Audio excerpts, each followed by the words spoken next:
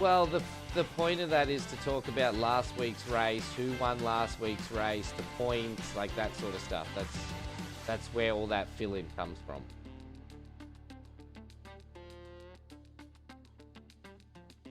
Yeah, you got 15 minutes of quality to talk about last week's race, the winners, the points at the moment, and all the points and everything are all fully updated. They've been kept updated all. Actually, apart from the dirts, but that's a different story.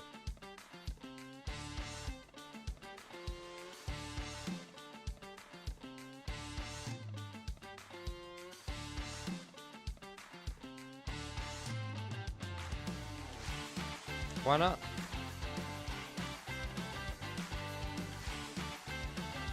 He's gone slower than the Radical. That actually doesn't surprise me at all. Oh.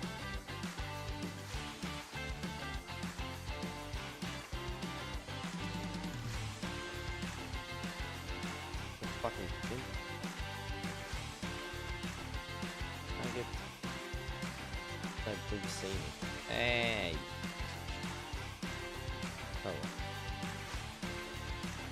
Oh. I just have it set up. Yeah.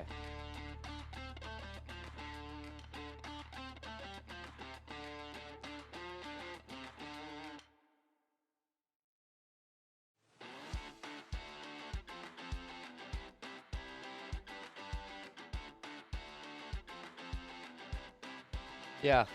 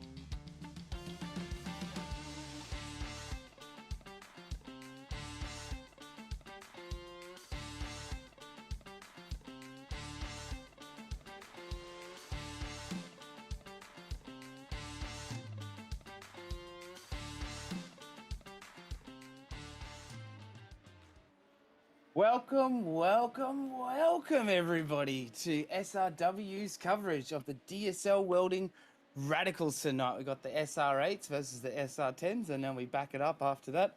Bit of a super show tonight. We back it up with the GT3 Porsche Cup cars after that also, which is going to be an awesome night. I am on comms tonight with myself, Tyson McAvoy, and Shibby's on cams in the background as well. How are you tonight, Tyson? Yeah, mate, I'm good. I'm looking forward to seeing these radicals around this, tight and twisty type of track. Yeah, it's going to be fun, isn't it? It's sort of America's answer to Bathurst, I suppose, or America's version of Bathurst, as a lot of people like to call it, especially with the corkscrew, very similar to the Dipper. It's going to be very interesting in these cars. I did a couple of practice laps earlier. Pretty fun track to drive these cars on, to be honest, but pretty sketchy in spots. Yeah, it is. It's a type of track that you can take a lot from, or you can lose a lot, and it's all about the avoiding of those sand pits, because the sand pits are right on the edge of the track, and especially as we see here, as the car is starting their qualifying sessions, if you clip through the sand, it's probably going to send you on a nice spin into the wall. So it's going to play a big part, I think, tonight. Yeah, moderate temperature out there as well. 25 degrees on track, 25 degrees out there, and pretty low humidity as well. So not going to be too punishing on the tyres. You're probably going to get some pretty good grip by about lap 3, I'm thinking, and then we'll see these times start to really drop. Yeah, that's right. Once those tyres start to warm up and these boys start to, really use their kahunas and start pushing hard, it's right. It's going to be down to who can get there with the grip. And, especially with the boys in practice, there was a lot of fastest guys. Same as always with Scotty up the front, doing some good laps. I think he was only, 2/1000s of a second quicker than Dave Unger, so it's going to be quite close between maybe those two. And then we had Nathan and Scotty not too far behind. They were only a second off, but those two other laps could have been with tow. Yeah, especially with old Mr. Michael Cuttajar out there. He's had a couple of really good weeks. So last week, great week for him last week. So he's moving himself up definitely in the positive manner in the championship standings at the moment. So it's going to be great to see what he does around probably one of his favorite tracks or one of his more raced tracks. He's almost sitting at, just noticed he's sitting at almost 7,000 I rating, Mr. Cuttajar. That's craziness. That is a lot of I rating. I don't even have anywhere near that I rating, so I that's didn't even think that was possible. That's craziness. So we'll definitely see. He's probably done quite a few thousand laps around Laguna Seca, I'm assuming, then, if he's got that much I rating. It's quite a popular track. I think this is one of iRacing's free tracks as well. Great track to be racing on tonight. We should see a bit of action. Big shout out to also, guys, forgot to mention it earlier, big shout out to our safety car and permanent apartment. Our round sponsor as well, or our series sponsor is series sponsor is DSL Welding Services, but our round sponsor for the Radicals, for the SR8s versus the SR10s every week, is Scotty Callahan Racing. So we should hopefully see Scotty Callahan out there tonight, but he doesn't seem to be out on track yet, which yeah, he's going to have a rear of grid. So he's starting from the rear of the grid. He's got a penalty for not tying back to pit lane last week. So it's nothing he's unfamiliar with. He's used to starting at the back, but yeah, something maybe a bit unforced, especially with a short track like this. Yeah, it'll be like a pig in mud, I think, at the back there. Loving it, actually. He loves a bit of a surge from the back and have a bit of a tussle and a bit of a fight with the boys as he goes through. But he's always smart and always pretty smooth about it. So we'll definitely can bank on him pushing his way through the field, I'm sure. That's right. And he's, last week he started from the back. He only got to P2 and, he wasn't too impressed with his finish last week. But, again, this week is going to be all up to him to come through the field and push through and hopefully get up there and battle with Michael at the front. So. And as you just said that, we've just had Dave Unger go down with come up with a 117.107. Come on, son. So he's pushing hard. Obviously, those tyres are up to 10. Yeah, these boys, I know they're going to have some more time in it. It's their first buying laps out here. And, yeah, 17.1 is pretty quick. That's crazy. I was struggling to get into the 20s. earlier when I was having a bit of a practice, but I was in the SR10. I'll use that as an excuse, shall I? But I think the biggest excuse is I don't have anywhere near as much skill as these boys, and these boys just seem to be warming up. So, what do you predict will kind of come down to in qualifying time, and what sort of time you think we'll have average in for the leaders in race time? Yeah, race mode, it's going to be hard to say. I didn't do my laps this week on this track. Even in with these cars, it's been quite a busy week for me. But it's going to be quite interesting to see how fuel, again, comes into play. It's a 45-minute race, so it's probably only going to be a one-stop, no tyres, and, you know, probably aiming towards that halfway mark, I reckon, for these guys. Yeah, so it's pretty moderate, isn't it, around tyres, but we know that, you know, it's not too taxing in braking points on this track in these cars, I don't believe. The famous last words, I'm sure. Well, that's the thing. You're turning a lot at this track, but at the same time, it's a track that you really, you know, you're using your tyre to you're not going to overheat it unless you lock up a lot. So it's a pretty good track for tyres. A lot of kind of very gentle kind of trail braking. You know, you kind of go hard onto the brake a little bit at the start, and then really ease off it into the apex. And a lot of these corners around Laguna Seca as well, you kind of on the gas before you get to the apex, aren't you? Well, that's right. You want to really get on the gas straight away. A good information we got last week out of Scotty. He was saying that he likes his second gear, and so we're going to see that. I reckon him use that a lot tonight to get on the power in second gear, not get down the first. There's not many corners here that you would use first gear, so it'll be quite interesting to see how he goes and attacks it. Yeah, possibly. Do you think even the corkscrew, you don't even really need to come down into first in the corkscrew, do you? Second's probably, Yeah, I think if you go the a lot first stable. gear, you might lose the rear at the corkscrew, so it'll be really interesting to see what cars do, especially on the early laps on cold tyres. Yeah. Probably catch a few people unaware there.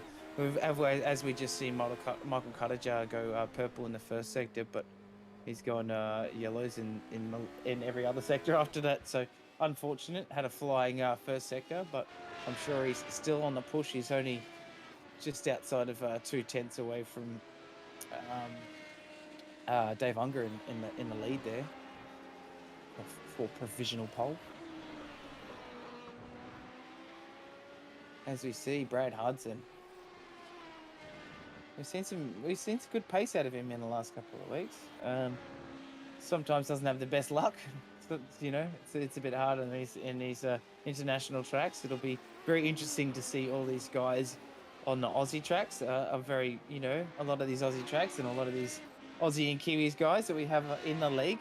They're some of their favorite tracks in the world. So we'll see some really high-class driving next season in Season 4. And that said, everybody out there in iRacing world, not only viewing, but also you iRacers out there, if you guys want to jump in for Season 4, entries are open. Jump onto simracingworld.com.au. Jump on there and check out what races we've got.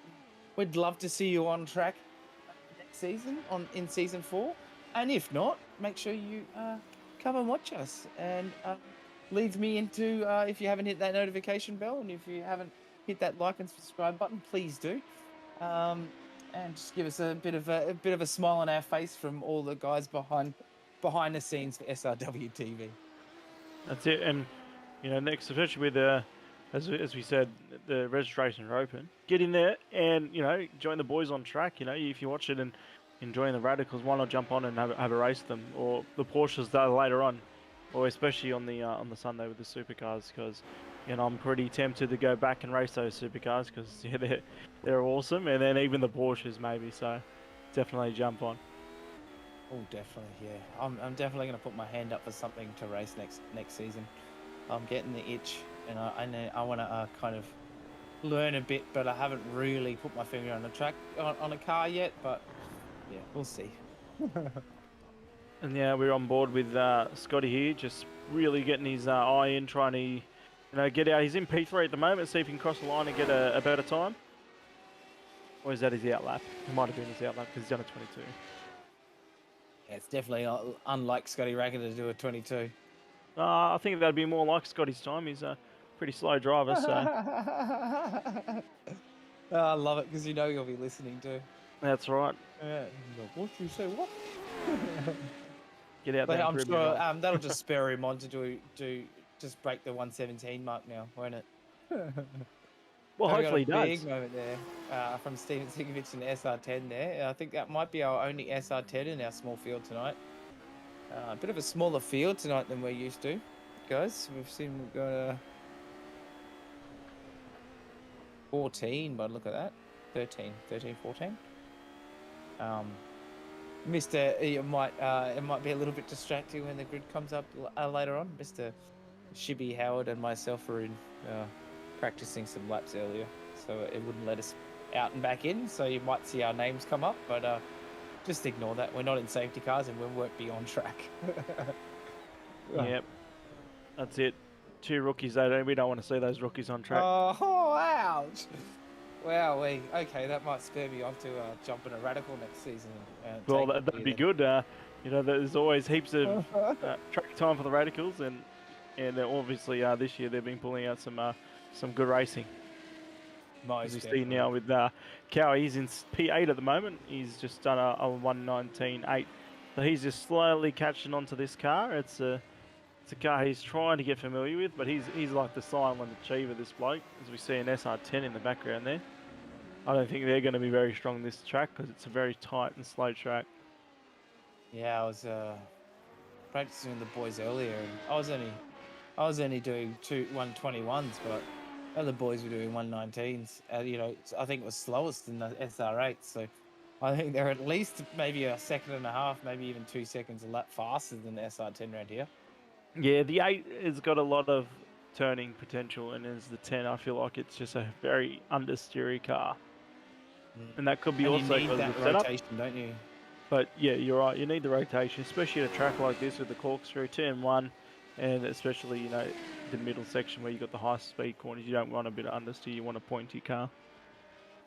Yeah, exactly right. And we've just seen Dave Unger just as I said, who's going to break that 117 mark, and it is Dave Unger. Dave Unger has just gone 4,000ths of a second underneath, and again, Michael Cuttajar with a 116.8. Come on. They swap spots, and Scotty Rankin did a nice purple sector in sector 1. So these times, we only got 2 minutes to go. It's starting to come down. Yep. We got hot tires. We got seated in brakes now. This is when these boys are pushing at their absolute limit. So you're either going to see people spin it because they're really on the limit, or you're going to see people push out even faster than Michael Cuttajar can do. Well, that's right. And Scotty, he's just going orange in the first 2 sectors. His 3rd sector, as he comes up the top of the hill, is green. And he's coming up to the corkscrew now. He's going to really hit the apex there and then sweep back to the right side and hit the apex, and he's got a good exit. So he's only just down on his time at the moment. So let's see what he can do through the 4th sector, which is purple again. So he's going to come up to the last 2 corners. And as long as he gets a really good run on this apex, he gets his braking zone, it should be a solid lap. And he does get a good exit there. And, he'll just go up through the gears as he comes across the line now. And he's going to be doing a nice 17.1. So wow, he's 2 tenths down, but he improves his time. That's a good lap time. That's crazy. And did you see this as well? Michael Cuttajar and Dave Unger have exactly the same time. Once again, I think that's 2 weeks in a row that we've had. We've seen that again. Yeah. That's right. That's the second time I think we've seen 2 lap times nearly identical. So, that's crazy.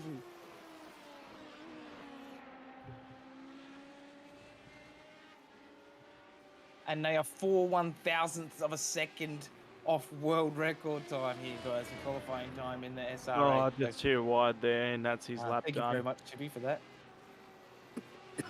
Well, it's an easy corner to do it though, hey, because you kind of have to unsettle the car to get it tucked into the apex, don't you?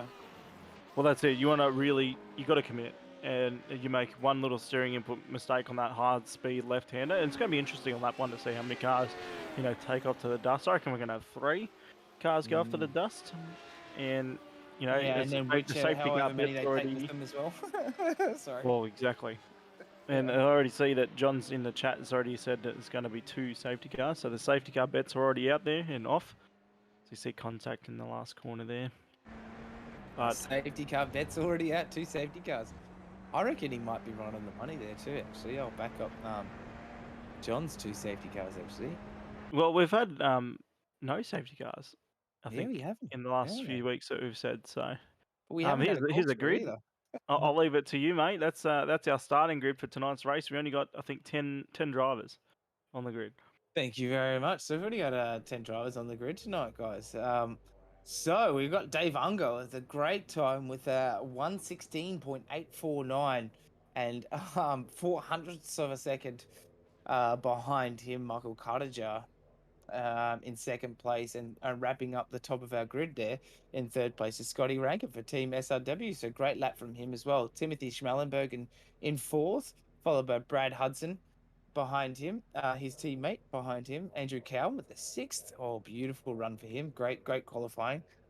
Great last couple of laps from him. Nick Schmallenberg in seventh, Timothy's brother, who's up in fourth.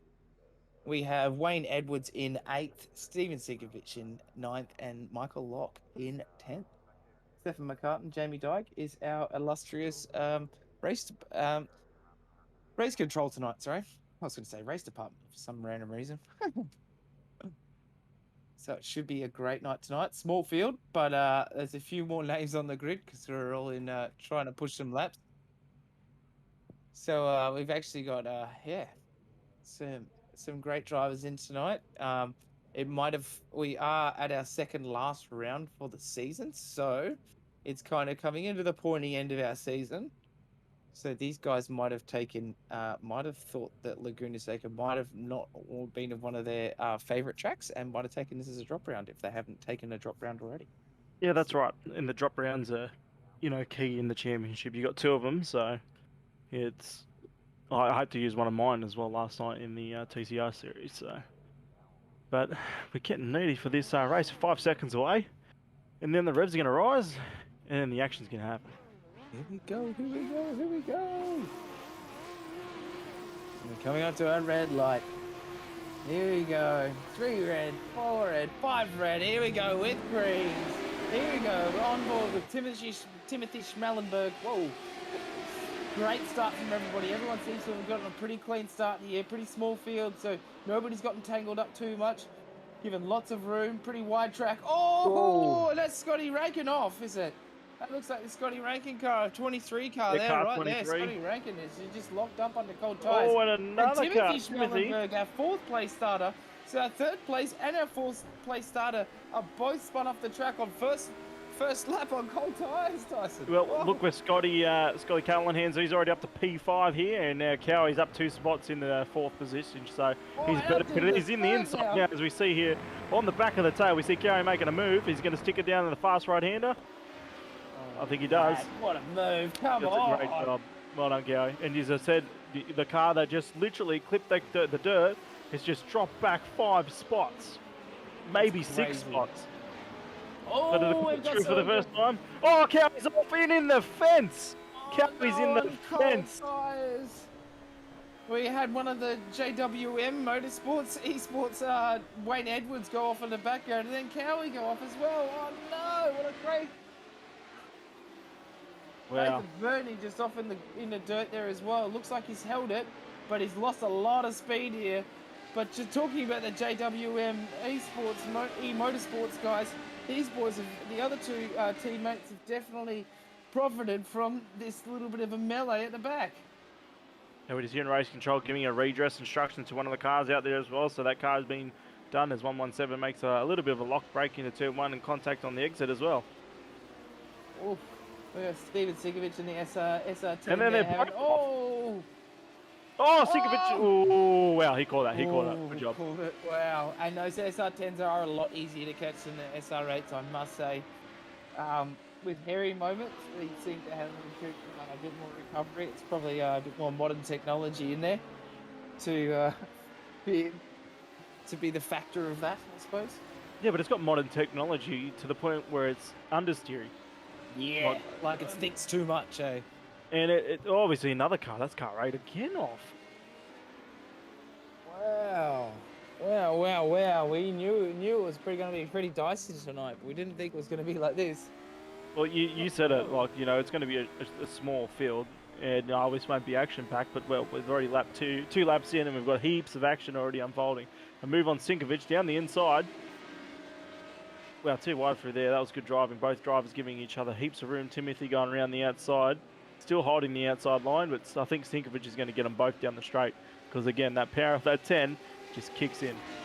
Yeah, that's they feel it whirring away. And Sinkovic holding in the brakes. Yeah. He's pretty deep. I don't think he's pulling it up. No, he's not. I jinxed him before he even did it. Oh, ouch, wow. Oh, and then Michael, he kind of followed him as well. But I kind of jinxed him before he went into the braking zone. It was, oh, he's bogged. I think he's bogged back there. We're going to have a safety car. If we can go back to that Sinkovic. No, he got out of it. Oh, he's looked like he was stuck there, but good on him. He's turning very well on that front end, on that front right. No, he's getting it going. That's good. Well, at least we're avoiding a safety car now, because it was pretty hairy there. If we saw in the on the background, it was just spinning wheels, so maybe he was in the wrong gear. Just spitting up a bit of dirt for effect, I think. As you see, Cowie now on the attack, trying to look down the inside of the fast left hand that gets the job done.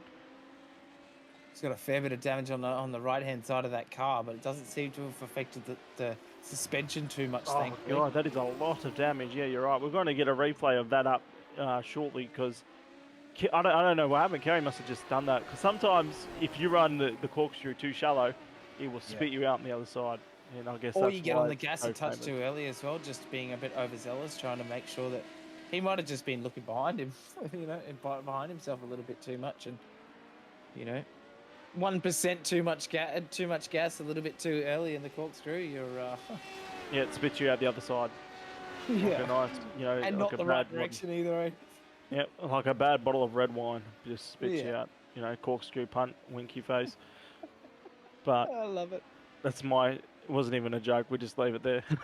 yeah. I think we'll have to take it to the boys at the run stations last year. So here's a replay of the race start. We see Scott Rankin here into turn 1/2. And what's he do? Go down the inside. Is he going to hit that curb? No, he misses the curb quite nicely. Oh. Is there contact? I don't know if there's contact there, because I think there has to be contact for him to spin like that. Yeah, it seems like there must have been. Or would that would netcode do that? I don't. Oh no, that would have just sucked them together, right? Yeah, we'll try and get a different angle, because it's quite hard to see if. No, that was he did it on his own. Yep, he did it on his own. I think he's got on the gas, but both his left wheels were on the curb still. Yeah, so it's a kind of a weird spin there, especially in the turn 1, as we see a nice drift. And look at the locked on the hands, just went straight to the left, trying to catch it. And Cowie's taking great avoiding action there to avoid the 88 car. Timothy. Wow, Timothy Schmellenberg, yeah, that was he actually started in 4th place there as well. So just from that little bit of a stuff up, he's gone well down the field, but he's back up into 7th now, so he's holding in 7th at the moment, which has been a great little effort. Whoa, a bit of contact there from the number 8 car. Yeah, and then you see Cowie go off there as well. Yeah, it's just him trying to hold the brakes. It's missing his braking point, right? I don't know if he missed it. It's again, like, it's hard to say what he's done there.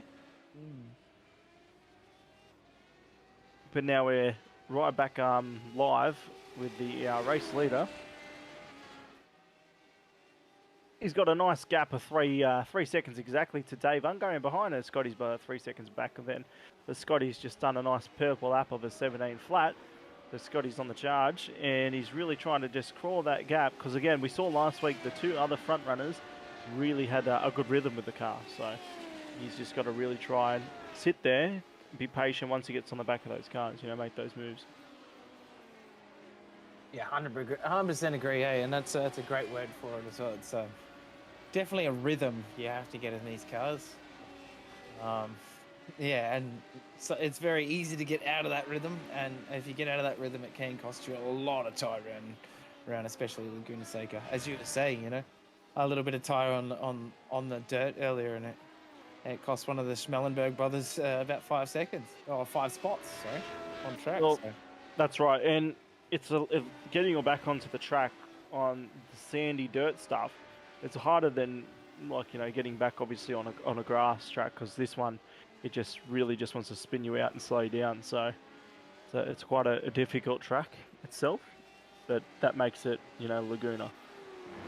Yeah, and I think say watch out for the sausage curbs. Don't seem to be as harsh as they used to be around here. So, which is probably a godsend for that front splitter on these radicals.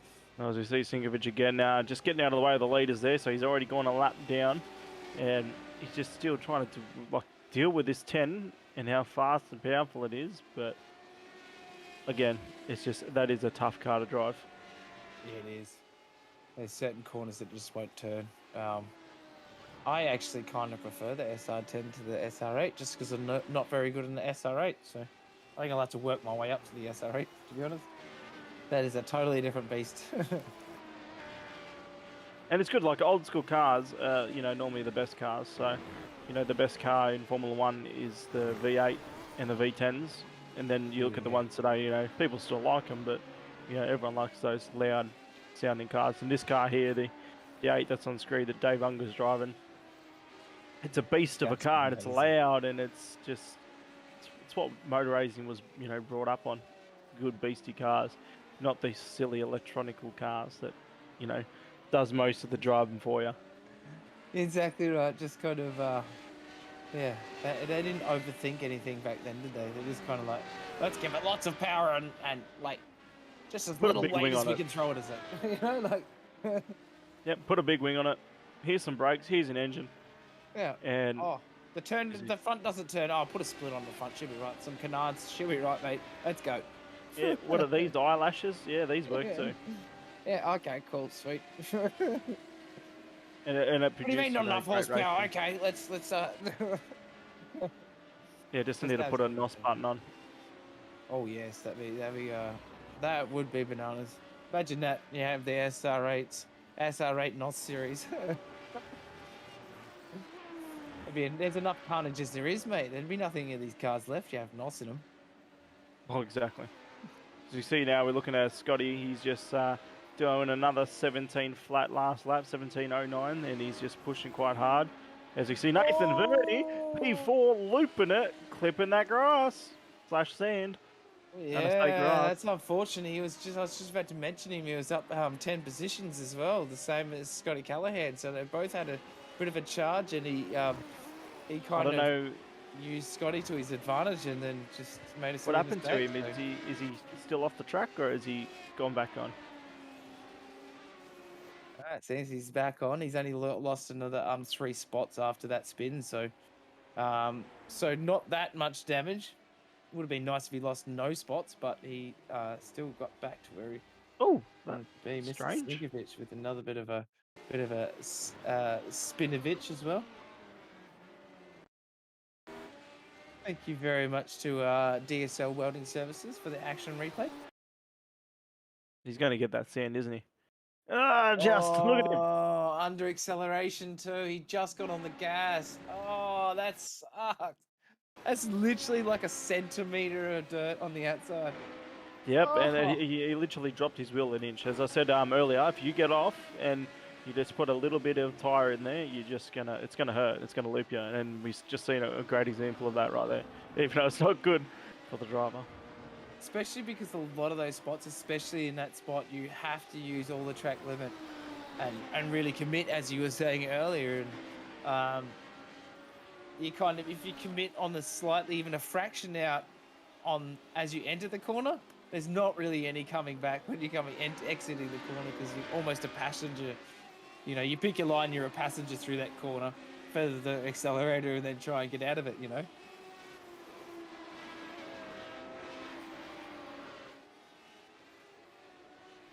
And here we go, Brad Hudson having a bit of working together with Timothy, his teammate there. They're both down 1 spot from their starting position there, so trying to fight their way back after Timothy had that unfortunate moment in 4th place on the opening lap. I think it was turn 3 there, or turn 2. coming out of the exit of the turn 3. Yeah. So interesting to see whether these boys can use I the think another advantage car of looped in there. teamwork We to do saw it. some smoke back there. So maybe another car has looped it just 3 corners back. I don't see anyone dropping down the times. Seems Michael Locke has just come back on track, and Steven Sigovic as well. That was earlier, but oh, is he just? Oh, here we go. This might be it here, yeah. Vlog. Yeah, I saw My old the mate end of the Lockie. smoke. Yeah, I saw the smoke on the exit, and the tyres are on the track, so he's just ran a bit wide and just locked it up right in front of our. Whoa! Oh no, and he's backed into the wall. That's no. He almost kept it out of that wall too. But that's gonna really hurt when you got that much damage on that rear wing. Yeah, he was on the brakes there, and if he kept on the brakes, I think it would have stopped right on the racing line. So he's done a good job Yeah. as well to get off the brakes and just roll away. Even though it is a rule to stay on your brakes, I think he also helped to avoid a crash in that circumstance. Yeah. Only time you want to kind of hover off it is if you know you're going to cause something otherwise, and you know it's going to naturally roll back. I suppose it's a good call, right? That's Roll right. back and off track. As we've seen a few of these guys now just get into their rhythms, and the field's starting to slowly spread. But that buffer between P2 and P1 is just 7/10 the last time we checked, and that gap is coming down as you see him in the background there of Dave Unger putting on a good charge. There's only 0.04 of a second between Scotty Callahan and Dave Unger's lap time for the last lap as well. So ooh, pressure on, Dave. I think you better get a move on, buddy. Yeah, that's right. He could be saving some fuel, trying to get to maybe a critical lap, but we do see him pushing hard here, trying to really get on the back as we're on board. And we might stick with Dave for a lap and just see the lines he's taken, because he's using all of the track and using the curb on the run in, smashing the apexes, and yeah, he's definitely. It seems like he's in optimum tire window right now. He's just kind of getting in there, getting into a bit of a groove, getting into that really nice little spot, and pushing out some really almost qualifying times here. well, Dave Unger that's right. actually He's qualifying pushing times now. and getting those purple sectors to, as we see a little lock up there, but that means he's just pushing hard to catch the back of this. He's on the podium again, but up 10 spots. Let's see if he can improve his lap. Michael Cutterjar's just his best lap has actually beaten our best lap in qualifying already. So good job to him already. So Scotty Callahan definitely has his work cut out for him. Yeah, and then we've noticed that as well the last few weeks. These boys are just learning the car and getting better and better and better every week. And the top 3 battles has always been exciting. And it seems like the top sort of 5 guys are starting to really get to know how each other kind of started to tackle races and what their strats might be. Kind of, everyone kind of has their preferred.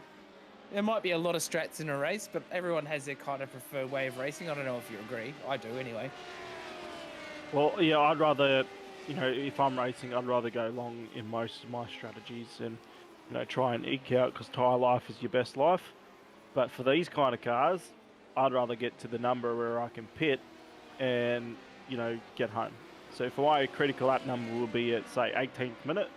That's as soon as I hit that 18th minute, I'm getting in. Because if a safety car comes out, that's going to put the person who pitted first in a better spot. I see. Nice. And 18 minutes seems quite 18 minutes for 45 minutes seems quite early. Is there a reason behind that, or is it just so you know that you can get home in that time? Are you going to have to save in that last little bit, or? Well, if you get the to the critical lap, it could be towards the halfway mark. So 22 minutes is pretty safe. But if if you're ready, if you're happy to save that fuel between one lap, because you can save 1 lap of fuel at this track pretty easy, and not really lose that much time. So of course you're turning a lot, but there's those 2 high speeds where you can just lift off early and just really use and coast. And especially if you get a buddy with you, you can just save 10 times easier as well. But of course, if you're in a different battle up the track. You could be battling for first. It's a bit harder to save that bit of extra fuel because you're the guy punching that hole. I see. I see. Here we go. Thank you very much, DSL Welding Services, for the action replay. Here we go on board with Nick Schmallenberg. Has had a bit of a moment here. A lot of damage already on the front of that car. Oh, back through the corkscrew again. Wow. Beautiful 360. And he's pulled it back onto the... Whoa! Oh, and Dave Unger's had a bit of a moment, but he's held it. Has he held it? Can he hold it? He's lost a lot of seconds here. That's put him back down to third. Wow, that has. Oh, he's held on to it, but yep. he's As I had to said, slow like down a getting lot to back do on it. the track is the hardest thing when you get off on the sand. It's like it's literally what you would imagine it to be, sand. But yeah, as we see already, that gap, that lead change now is the P2. Sorry, not the lead. It's now up to 6 seconds. So Scott, his job was done. He got the car I know he would want, but now he's really got to push and get in front. Yeah, he's gonna, especially having a gap that big, and we know how fast Michael Cutter is, and now he has been averagely the last 3 to 4 laps he's been under the 17-second mark. So he's out there in a wonderland by himself at the moment in clear air, and we all know that clean air at Laguna Seca is always a godsend. Well, that's it. You're not really focused on other cars, apart from the lap traffic. You're just in your own mindset, driving around and cruising along. Yeah, much easier to get in a groove, isn't it? Not get upset or miss braking points, etc. If you're under a bit of pressure with other people battling with you. Well, that's it. I'd rather be in a nice pack sometimes in battle, but when trying to fight for a championship spot, you kind of just rather be out front leading the race and doing your thing. Yeah, especially at the pointy end of the season, eh? Woohoo! So we see Cowie here, the performance sim racing driver. He's just still got all that damage, so he hasn't taken his pit stop on fast repair. As we see Dave Ungo now, after his mistake, has done a 16.65. Just hearing a car in the background driving a little bit slow there, but Cowie's off and doing some TikTok mowing, but I can't say that because there's no grass to mow. Oh, he's doing some outback mowing. He's kept it off the wall. He's kept it off the wall. He's done a great job there. But these little mistakes are going to add up to where their tyres are just going to be cooked. Oh yeah, that right-hand side of the car bodywork is almost flapping around there. It's looking very worse for wear. It doesn't seem to be. It's definitely slowing him down, but it doesn't seem to be affecting him as much as you'd think it would. But now the SR10 of Steven Sikovic being able to get on the back of Michael Locke because of all that damage on the back of Michael, Mr. Lockie. So advantageous for the SR10. Well, that's it. Steven's here to race as well, so he's going to just sit there and try and pick his way back through. If he gets a safe go, he gets lucky enough to get a wave around. But let's just see what he can do now. He's got the nice bright red tyres on that car, and they do look fabulous on the SRW 10. So let's see him use the fresh rubber he's had after his little off and push through the field, even though he's a lap down at the moment, but hey, anything can happen. Yeah, exactly right. I wouldn't mind doing some jumping in the radicals next season and being in an SR10 maybe. Being there alongside Steve-O, maybe try and take it to you SR8 boys, but shouldn't talk too big a game, eh? Yeah, Shibby likes to talk up his game, don't you, Shibby? Shibby's pretty quick. He's Yep. got 2 seconds in practice quicker than me. He's not slow, but I think we definitely both have quite a bit to learn. So, yeah, he did a 20.9 in practice, didn't he? Yep. No, 20.4 it was. Yep. Ooh, so nice fast man in the background. 21.4, and I was like, I'm still a second outside of him. We might just have to have a broadcast race and, let these guys do everything that we do and they can just sit back and watch us go ahead on track. Oh, that'd be awesome. Just as we say, as a broadcast race. Yeah, you say broadcast and swap it around. He had a heart attack and said, oh, nope, and spins out. No, I think he just thought, I'll just take my opportunity to show you all our sponsors. GSL Welding Services is our series sponsor. Our team SRW Motorsports is the team there. Big shout out to the safety car and program department. our round sponsor, Scotty Callahan Racing, and our series sponsor, Pagnian Advanced Simulations. Sorry, our stream sponsor, Pagnian Advanced Simulations, or also known as Pagnian Imports. Yeah, so we're just at the halfway mark of this race now too, guys. So I think pit stops are going to be kind of close now. You know, we're at that critical lap. We'll see who's going to stop out of the front runners, because as we see, literally Cowie into the pit lane now. Cowie's in the top 10, and he's pulling in the pit lane to do his stop. And great segue to that as well with Mr. Cowie, our new sponsor, also Toyo Sim. So it's a great little sponsor as well. Great sim gear that they do, hardware as well. So great to have them on board also.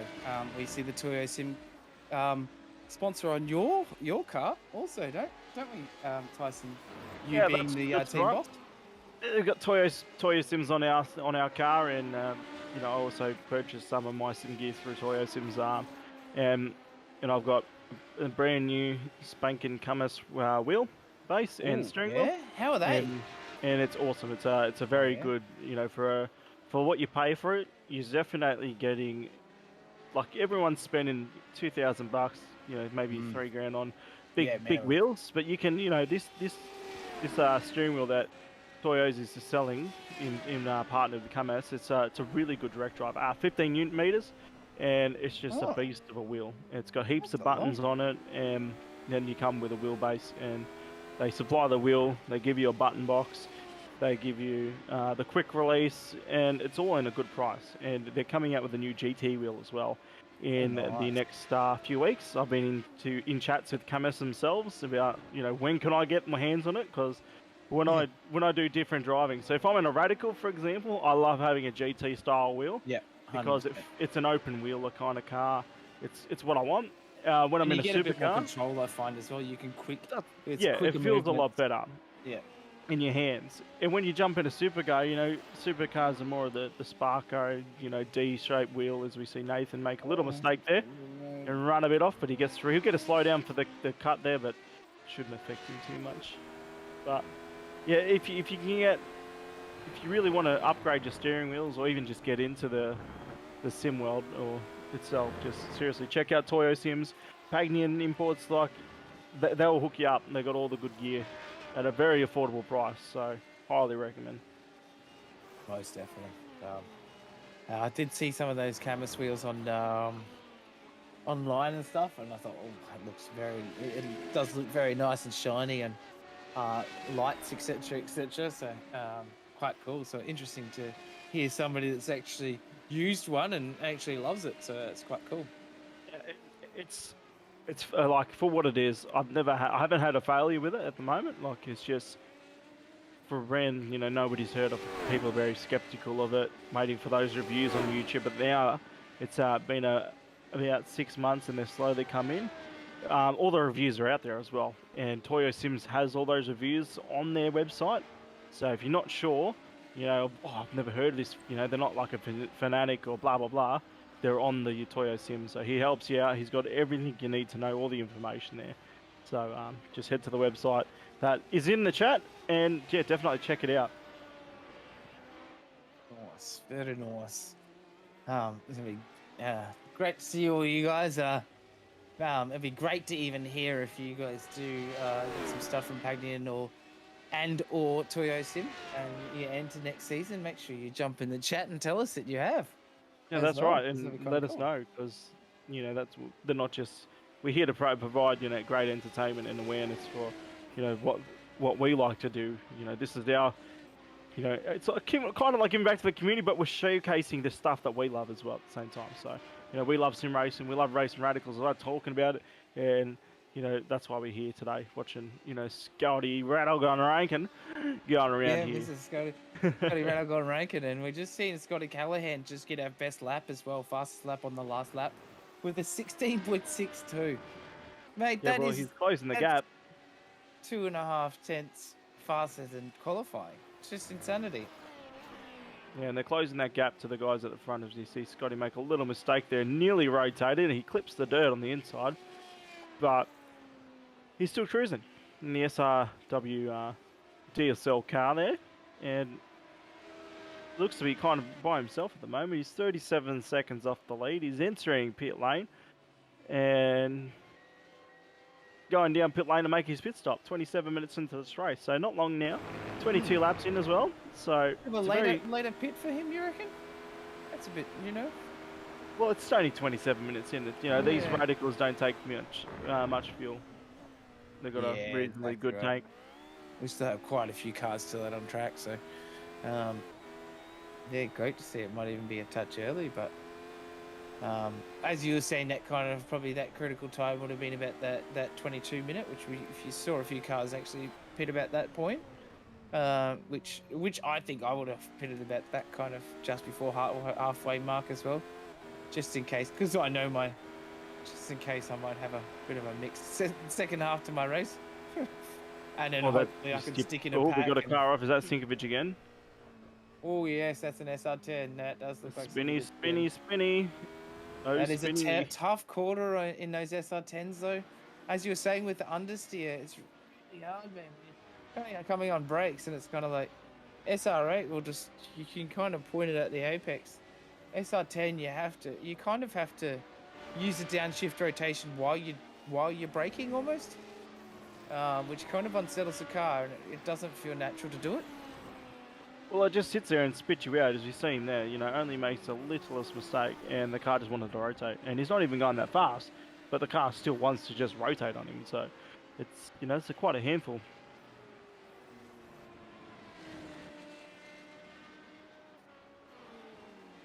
Wow, so Scotty Callahan, and he's just gone another 10 he's off again as well. So Scotty Callahan for race pace in the SR8, he is currently ninth in the world. Was that for the 16.6 Shibby, or was that for the 16.5 that he just did? Okay, so that was for the 16.5 he just did. We're just conferring with Shibby in the background, our facts department. That is pretty epic. So he's in the top 10, well inside the top 10 of best race pace time at Laguna Seca for the SR8. With these, but of course that will be the different weather, yeah. So the weather plays a massive part in, you know, how fast you go. You know, tonight's / today's race weather is quite nice to us. Again, a quick reminder of that. We've got a really cool track, 25, which is, you know, I like a track like that. It gives you good grip, but the lap times aren't, you know, the fastest as well. So yeah, it's kind of good battle kind of temperature, isn't it? You know, it's not a bit too hard on tires, but you're not going to get stupid grip that people are going to make questionable decisions or overconfident decisions, I should say. it's good racing weather. As we see a car here right in front of our V2, and he gets right out of the way there, so he did a good job in the green car. But a few of our race leaders, I don't think they've made their pit stops yet, because they've still got a lot of the gaps are starting to spread out a bit more. Yeah, so Michael Cottager, Scott Callahan. So our top 6 still have not on track right now, still have not pitted. So, interesting, very interesting. To see, because Scotty Rankin is probably possibly trying to get the undercut here.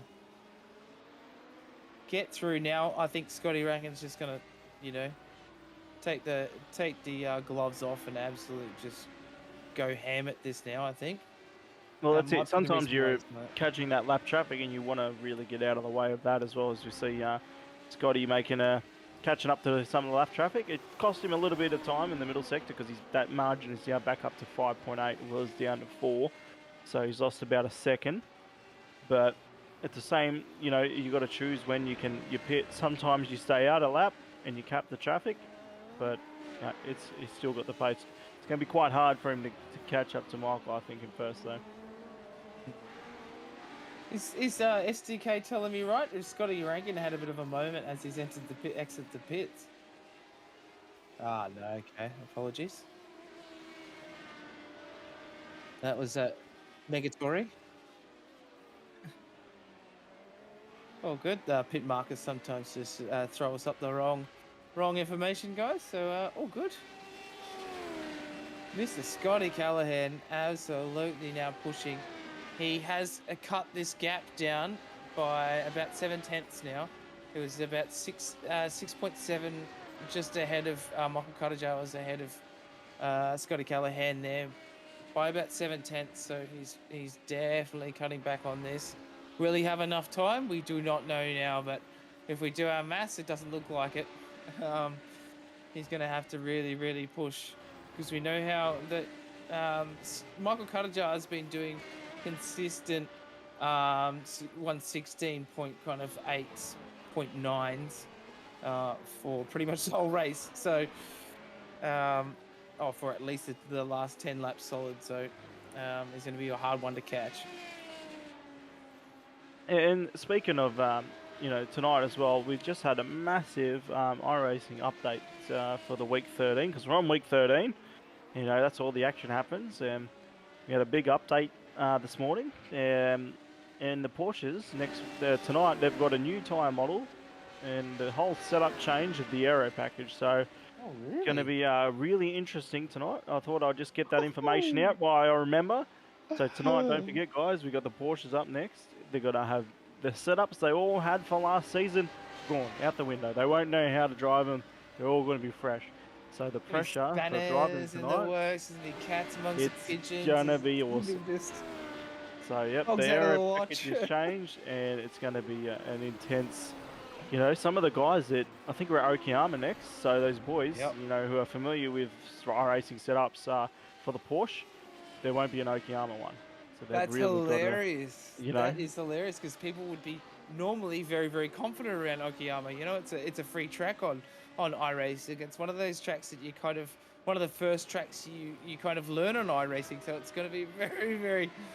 funny, because I think a lot of these guys would have thought, okay, that round I'm good at that track, I'm going to really kill it on that night for the Porsches, and then not expecting it to be an update this much with the tyre model, and then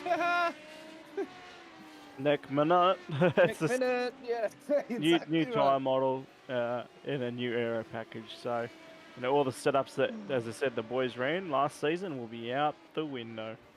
Wowee. Here we go. Interesting.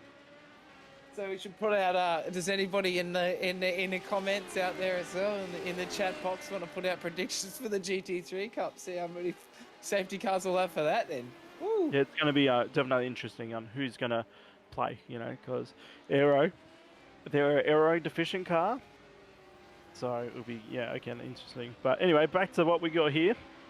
Dave Unger trying to claw back after his mistake early, and Scotty as well in front. The gap between him and Scotty is now 6.9 seconds. So it's kind of opened up, and Dave, after his mistake, he was having a good drive. He is having a great drive, and you know who else is having a great drive? Just after he saved it quite a few times this race. But Nathan Verney up 10 spots, mate. Still pushing hard. He's had a couple of off tracks, but he hasn't put any damage into that car. He's just kind of, spent a bit of time in the dirt, but he's obviously spent a bit of time in the dirt around Laguna Seca and knows how to not bin it when you spend some time in the dirt, which is quite rare. Yeah, especially when you come back on. Sometimes your tyres are a bit dirty as well for a lap or two until you can really push them off. Yeah, and it can take you by surprise as well, because one of those things, Mr. Cuttajar and Dave Unger have just entered the pits there, guys. So we've got our 2 leaders at the moment. Our first and our third, both entering the pits at the moment. Giving Scotty Callahan a straight shot into the lead there. Has he saved enough? Or he's going to have to really pit. He'll probably come this lap. I think he'll come this lap. It'll be a surprise if he can last one more lap in that car. Oh, Nathan Verney's still staying out. Seeing if he can try and pull out the ace card. So over the outside of these guys. He was stuck in the pack earlier. He might have been able to save a lot more gas. Who knows? Scotty Callahan, once again, just an absolute crack and drive from him once again.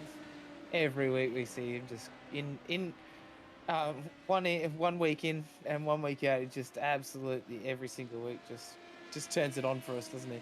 So big shout out to Scotty Callahan for the sponsorship for the round, for the SR8s versus the SR10s, but also for keeping them alive as well. They almost died to season 3, but now they've had a massive resurgence and they shall be back next season too. Well, excellent. I think we might see Scotty in the pit lane this lap. He's pushing on. His 29-second gap clear. I don't think it's going to, save him. But the undercut here is pretty powerful. But also the overcut because of how the pit lane is formed at the end of pit lane. So it's just how much you can really push at that exit to see if you can get the overcut. But as we see here, as we run bomb the 662 car, just pushing on. 29 laps in. And I must say, I love the livery on this car too, with the gold and the black. It looks quite nice. And then you've got a nice big red stripe in the middle of it to make it just look even better.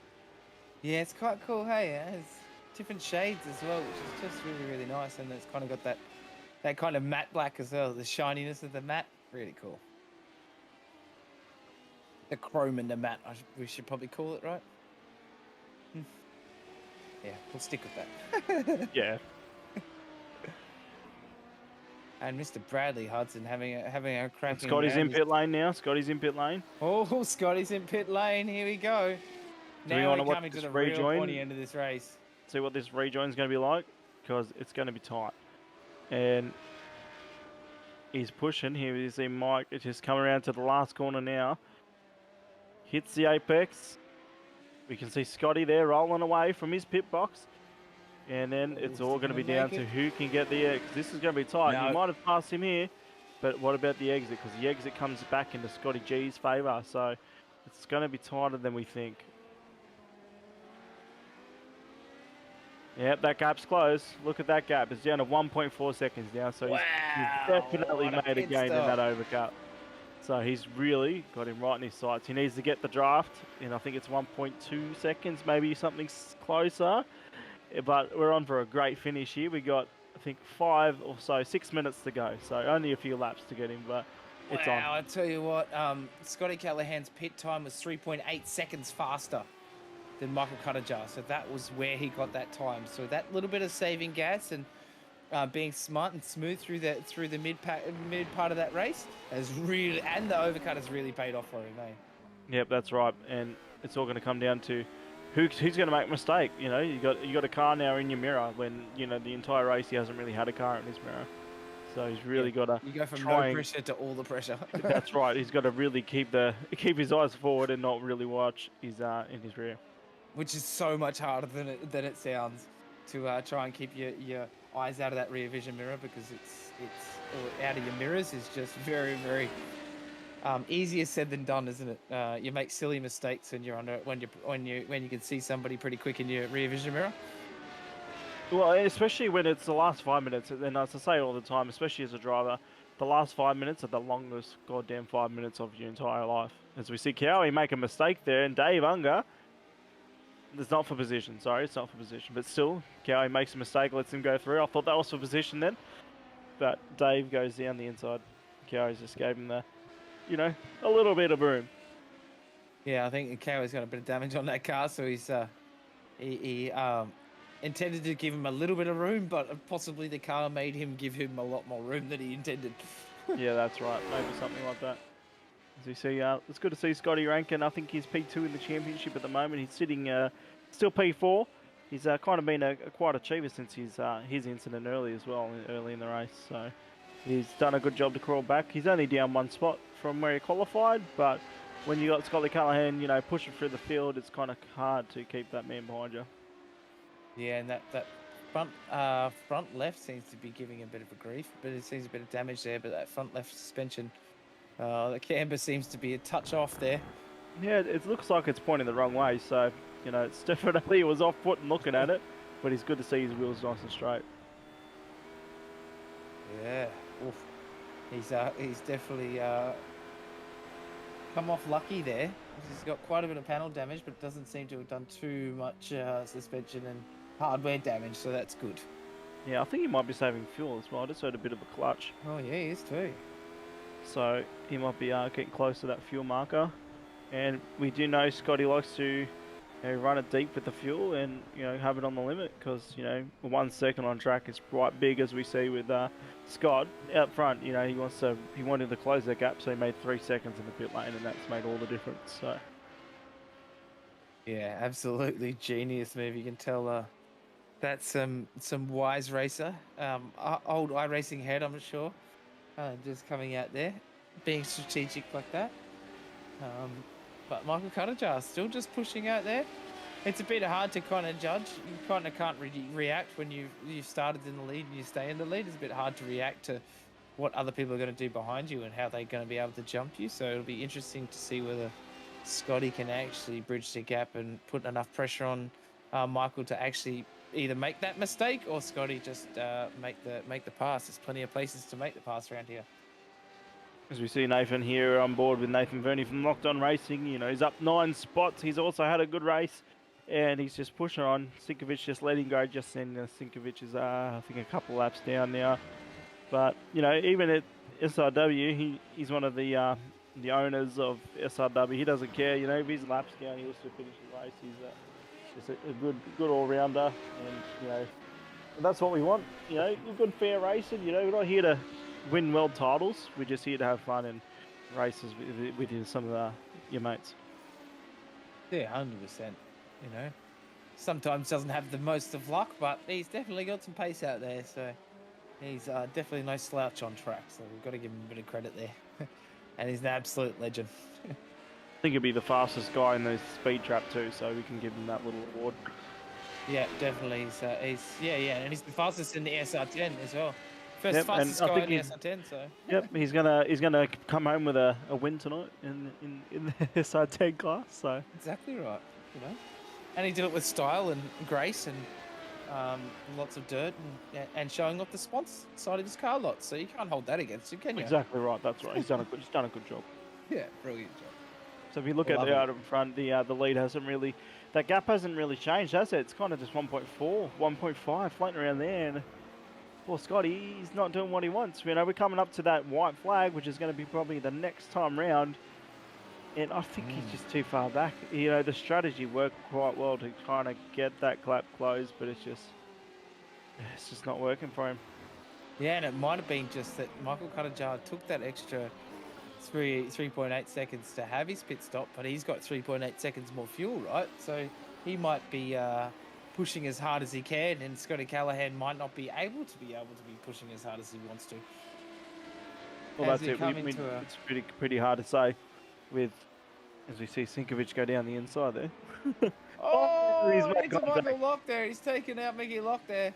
And we see the white flag being waved in the background. Yeah, Barney, and we got checkered flag coming out too. Checkered flag for our leader coming over the checkered flag. Mr. Michael Cuttajar. Fantastic race. Got pole position and actually led from start to finish. Great strategically. We've got Scotty Callahan up 11 positions from his starting position. Absolutely great drive from him. Started from the rear of the grid and just was patient. Had that overcut. Jumped the pit stop there by 3.8 seconds. Had about a 5.5 second gap to the leader and bridged that gap to 1.3 seconds, which is just craziness. Absolute great driving from him, and big shout out to Scotty Callahan as our round sponsor for the SR8s and SR10s. Also, following up behind him in third place is David Unger. Scotty Rankin. Don't forget David Unger was our pole sitter as well. Yeah, sorry. Dave Unger was our pole sitter, so Michael Cuttajar is actually up 1 position from his starting position. With Dave Unger just finding a bit of dirt on the outside, didn't he, early in the race? That's right. And Scotty again back in P2, 2 weeks in a row. Cannot crack that P1. He's he got that rear of grid penalty for this race, and again that rear of grid's kind of really hurt him. Have a real crack at the win. Nice, Jeff. So, as the points ended last week in the start of in our top 3 was Alex John with Top Split Racing Team. Alex John. And then we got Scotty Callahan in second and Adam Simpson in third in the championship at the moment. So we've got quite a few names that we haven't seen. We've seen all season. We didn't see this week. Maybe not the most favorite track for a lot of people, but be great to see. Interesting to see how all the points settle themselves after this week. Scotty Callahan would have pushed himself probably up into first place now because there was only 6 points separating first and second, with Alex having 282 points at the end of last week, and Scotty Callahan having 276, followed by Adam Simpson in third, Scotty Rankin in fourth in the championship, and Nathan Verney in fifth at the end of last week. So Scotty Rankin, Nathan Verney, and Scotty Callahan will see move up a couple of spots each, I think, or a spot each by the look of this, by the end of these points, because the other two boys have not turned up tonight. So, but that will change at the end once we see all the drop rounds kind of settle themselves as well after the end of next week. Yeah. Sorry, that was lots of mouthful of words while he was doing fat donuts on the dirt. And what a great race. And don't forget, guys, as well, we got the Porsches up next. A fresh start for the Porsches with an aero package and the time model. So yeah, I'm looking forward to seeing how those guys go in that race. I'll be the RC for that, so I will have the best seat in the house for it. Yeah, it's going to be great, hey.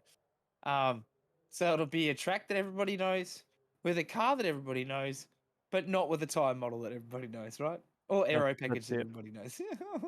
But all right, we've got Dave Unger in the green room, mate. I'll let you take care of this, and I'll bring him in. Thank you. Well, it's not Mr. Dave Unger. Oh, hello. So I just launched you into the comms box. How are you tonight, mate? Great race from you. Bit of a moment early on that you had to kind of try and fight back from. How'd you find tonight? Good. I like Laguna Seca. A lot of people don't like this track. I love it. Oh, me too. I love it as well. But I think judging by the smaller crowd tonight, might not be everyone's favorite. No. Yeah. No. Look, I caught.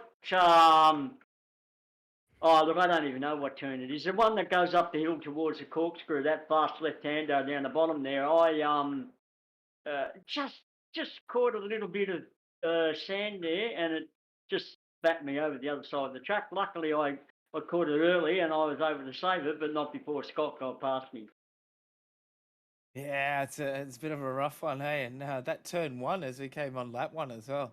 Seems Scotty Rankin on your inside seems to have both his left tires seem to have been on the curb, and he's just hit the gas and spun on your inside, and then Mr. Timothy Schmellenberg as well just spun out and right in front of you as well in the first kind of three corners of the first lap. That was must have been a bit tense. You were lucky to get out of it. I thought I was playing Dodgem cars. We're just looking up on screen at the moment at that replay. So yeah. Yeah. What's his name? I usually get away quicker than that, but I did a moving around of a couple of programs today, and one of them was my dual clutch program, and for some unknown reason, it didn't want to work. So I'm like, oh, here we go.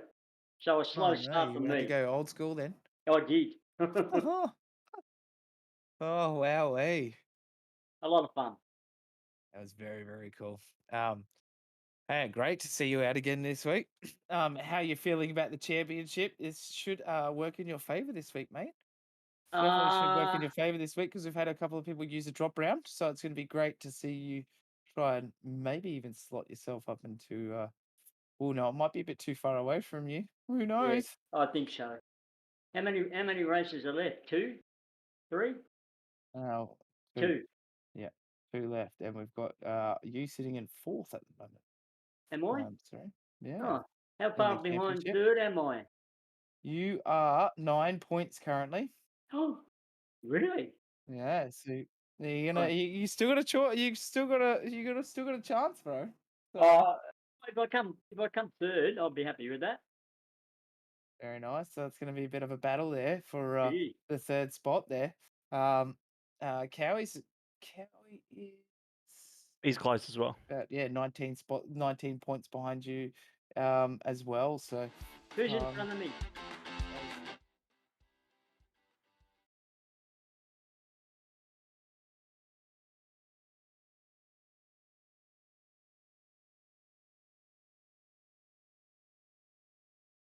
in fifth at the moment.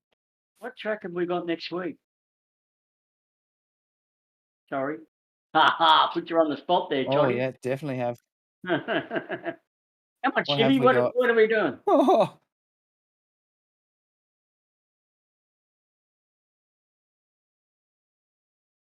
Oh, Ooh, now that is also one of my favourite tracks. But the problem with Alton, of course, is that very, very difficult to overtake. Very difficult. So it'll be try and get a good position on the grid and maintain that, and then get a podium if possible. yeah, I think you might have to push for it so you can end the end of the season with a bang. Either that, Back onto the...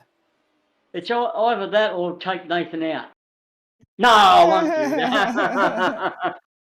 No. Oh, you never know. You know, No. anything can happen in the radicals as well. So you never know. Little mistakes have big consequences in these cars, don't they?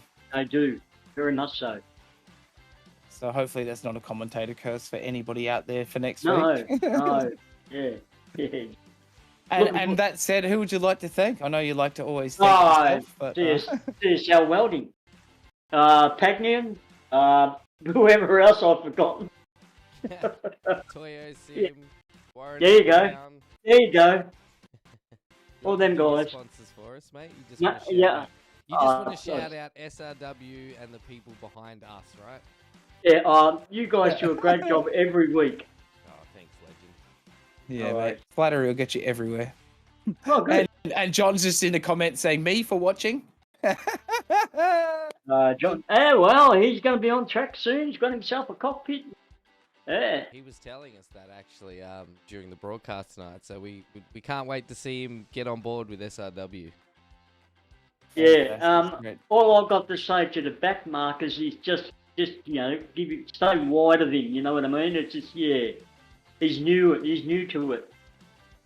That's all right. There's Steven, the Sinkovich boys, back there as well, so he'll have a challenge. He'll have fun with them. Most definitely. All right, mate. Good job tonight. Let's get Mr. Scotty Cal in before we got to move on to. Yes, well, thank you again, David. We'll grab Scott Cal in into Thanks, the guys. interview room. That's No all, worries. mate. Mr. Scotty Callahan, great race from you again tonight. Slotted you did that second place. Couldn't quite catch him, hey? Well, I mean, considering where I started, I mean, and they were nice to me too. Everyone just got out of my way on the first lap. Up into third by halfway through the first lap, weren't you? Yeah. Yeah, well, it helps when only two cars ahead stayed on the track. Yeah, it was a bit of dodging cars there for a bit, wasn't it? Yeah, but God, that's a bit of fun. I actually said to the boys in the chat, I said, I'm just doing 17 flats and I'm going to wait for them to make a mistake. And Dave did, but Michael didn't. So, yeah, no, he deserved that. He drove well. To do you though, I'm just gonna do 17 flats, and then Well, just be I was. patient. Every lap I was just doing 17 flats. I don't know what Crazy. happened in That's the pits, element right but there. I took a boatload of time out of him in the pits. He must have put in too much fuel or something. Yeah, but, you took 3.8 seconds out of him out of the pits. Yeah. So, yeah, I think he took a little bit more fuel and thought he could go a bit harder than you at the end, maybe, possibly. So who knows? Yeah, don't know, but yeah, I sort of put a little bit of pressure on him. I did a quick lap and see if he made a mistake, but he had a decent gap. He would have brought it home easy. Yeah, had a great race and great. It would have been nice to get you up there for a bit of a battle there, and we thought you might be able to Lynch onto the back of him in the last couple of laps, but just seems that you didn't really have enough get. Yeah. Oh, you can't really overtake round Laguna. If you've got two guys at the same speed, you get a little bit in the toe, but then you lose it in the corners. So the only way you can overtake round Laguna with two people the same speed is a mistake. Yeah, awesome. Very questionable tactics. Oh, yeah. But as you know, I don't drive like that. Yeah, and we don't drive like that at SRW. But yeah, Bathurst will be interesting. At least you can overtake there, so I'll start at the back and pick my way through and see whether I can get him then. Yeah, that's going to be great. Absolutely great to see you smashing that radical around Bathurst, mate. So who would you like to thank tonight? We'd like to thank you, actually, for your round sponsor as well before you thank your sponsors. So there you go. Yeah, no worries at all. No, it's good. I mean, this had to keep going because it's just too good of a car to drive. So hopefully it'll take off. Unfortunately, I don't think I'm going to be able to race much next season because I've just got too much on. I'll try and duck in and do a few of the races, but yeah, I'll be in the process of moving, so I'll have all the rigs packed up and I just don't know when and what rounds I'll be able to race and not, but I'll be back and forth. Well, it'll be great to see you back as well. So give you the opportunity to... As long as you're racing the SR Road, I'll be racing. Awesome. It's as simple as that. That is so awesome to have your support, mate. So I'll give you an opportunity to thank your sponsors also, and we'll move on to the Porsche GT3 Cups after that. No, as you know, I don't have any sponsors, just me. So I'd just like to thank you guys for putting up with us all, and the other guys in the chat for putting up with me, because I'm a grumpy old bastard. But Is that why everyone got out of your way, or what's that? Is that why everyone got out of your way tonight? Yeah, they don't want to upset me because I'll yell at them. No. Yeah. Get it? No. No, Well, truth comes out, eh? As anyone that can put up with me for an extended period of time is pretty damn good. Fantastic. I know. I agree to disagree. We love you, mate. So it's great to see you out there all week. You don't race with me though. You only watch. Yeah, true. Yeah, it's a different story on the other side of the fence. Eh? It's always greener. Right, guys. Well, I'll catch us next week anyway. Thank you very much, mate. Yes, thanks, Scotty. Right, sweet. Well, thank you very much, guys. We'll wrap up from the SR. Sorry, I'll let you wrap up, Tyson. Well, yeah, that's the end of the Radicals. We've got 2 more rounds to go, as we said. The championship fight is kind of a 3-4 horse race there between who can get second place. I think it's going to be quite interesting. So, but that's the end of the Radicals for tonight. We got the Porsches, and I'm going to be jumping off. I'm going to be in the safety car. And Mr. Jamie, the man Dyke, will be coming down here to join us in the comm box. So, from me, a big peace out, and to you guys, well done. Awesome. Thank you very much, Tyson, and thank you very much. A good luck for the race control with the new tyre model and aero package for tonight in these Porsche Cup cars. So it's going to be very, very interesting. And big shout out to DSL Welding Services for all your stream sponsorship, for all your sponsorship for all our series. Stream sponsor Pagnian Imports, our promo department and safety car, race controllers out there, legends, and all those legends in SRW TV behind the scenes. We will be transferring into the GT3 Porsche Cups now, and be even cooler to see what we're seeing tonight at Okayama. So very different, definitely a very favorite track of people, definitely very familiar track for people, but different tyre model and aero package with these GT3 Porsche Cup cars, as I said earlier. So it's going to be very, very interesting to see what happens tonight. We've just gone green flag here on our practice. So we've got about 10 minutes left of practice, and then we'll come into our qualifying and then into the race also. So tonight I'm on comms with Mr. Jamie Dyke. How are you, fine sir? I'm pretty good, man. How are you? I'm very good, mate. This is going to be interesting tonight. Yeah, I hear there's going to be a lot of carnage with all the updates going on in the Porsches.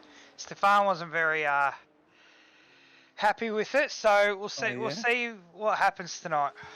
Was it very complimentary of the changes? No, it wasn't. Wow, okay, yeah, that was what Tyson was saying earlier as well. He was saying that it's going to be pretty dicey with this new package and everything else like that. I did do a couple of laps around here earlier on in the week, but not since the update. So it'll be interesting to see whether it's a massive spanner or just a kind of tiny little, loose cog in the works. Yeah, and being in Okayama, where you really need to lean on the car, it's going to be difficult for the boys. I can tell you that much. Most definitely, it's going to be very interesting, and we've got Mr. Nathan Shibby behind the scenes also for behind the scenes on our cameras again for our second race for our Super Show tonight, for our Thursday night Super Show. So it's great to have you all back, all you guys, all you people that are just joining us for our second race. Thank you very much for coming, and everybody that is still sticking around from our first Radicals race. Thank you very much for sticking around. If you're all out there and you're viewing and you want to chuck up a bit of chat in the chat box, feel free. And also, if you haven't hit that notification bell, that like button, or that subscribe button, please do. We love it out there, and it really puts a smile on our faces and helps us to put all this together behind the scenes, guys. So thank you very much. So speaking of that, we've just hit 300 subs on YouTube. So thank you so much for all the support, you amazing legends out there. Thank you so much. And also to our new sponsor, Toyo Sim, also as well. So that's pretty cool. Got Toyo Sim on board as well as a new sponsor, and we have some more to announce as well. And we've got a few new sponsors for other series as well along the way. So very cool to see everybody coming on board and getting very excited about. Just as excited as we are behind the scenes about every race we have pretty much every night of the week, right? It's Bar going a to be very couple. good.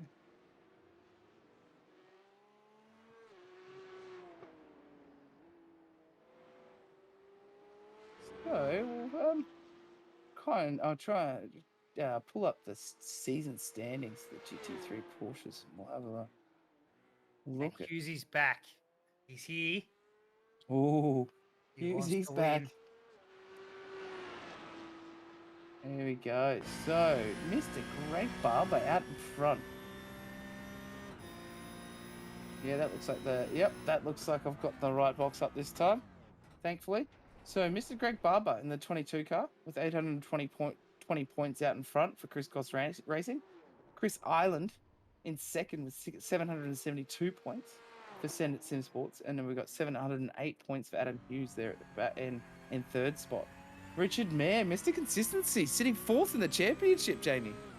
Yes, he's been doing very well. Come on. Silent assassin, that boy, isn't he?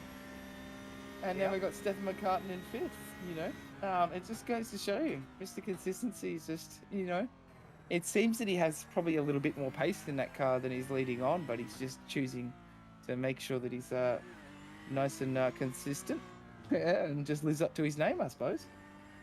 Oh, wow, yeah, that's quite cool. Sam Muir in sixth place as well, so David Leslie in seventh. Dean Sinkovich holding out the eighth place at the moment. Scotty Rangan in ninth, and Ben Siren with a bit of a mixed season this season in 10th place there. But who knows? It'll be interesting to see how this aero and tyre package, whose favourite plays into, who kind of prefers it and who hates it. Yeah, it's I've heard that it's hard to turn in. It doesn't like to turn. This, So they've made it more understeery, essentially, just to try and combat how much weight it has in the rear end. Yeah, and to negate that, excuse me, you would put more rear bias into it. But obviously, having so much rear brake bias, you're going to get locking and spinning at heavy braking areas like like the hairpin at the end of the back straight. So it's going to be harder to drive, pretty much. Yeah. The And that tires are a said, bit if you more don't get those things, you're still going to get a lot more tire wear, right? Because you kind of have to take it to almost breaking, almost breaking the tires point to be able to get a good lap round here. Yeah, I'm told the tires are a bit more forgiving. Oh, okay. But yes, you're going to be working the tires more, and yeah, there's going to be more mistakes. Which, going from the last 2 rounds, it's been pretty hectic without the updates. Yeah, exactly right. And then you take a track like this with, as we Oi. see, not only undulations, but then lots of camber change and lots of direction change as well. As you see, I was just about to say, as he came out of this, as he was going to come out of the hairpin here, there's massive hairpin, and then you're going to basically shift the whole weight of that car to the complete opposite side, but to the outside of the track. So, so it's kind of feels very counterintuitive, but that's what kind of makes it a bit of a crowd favorite, right? Yes. No, Okayama is amazing in all the changes it has to a regular track, and we should really come here more. I love this track. And I have to say, I love it in the MX-5s. I know I'll probably get paid out for it, whatever, but I love it in the MX-5s around here. I always have a good race here in the MX-5s because you can really brake really late into this corner, for instance. Just absolutely slam it in there. Kick out the rear end and, just get that bit of grip and, just hook it on the exit. It's so much fun to race this track. And also down here, you can really late brake. Basically where that weather tower is, just before the 50, about that 75-meter mark, you can, just hook on the brakes and you're pretty much on the gas before you even, basically on the gas through the apex. Yeah, but we're talking about MX-5s with a top speed of, what, 140? Yeah, exactly right. This is a totally different beast. Take the engine, make it much bigger with a lot more horsepower, and then put it at the back of the car. Yeah. That's what we're talking tonight. These cars are reaching about 230 down the back of the main straight.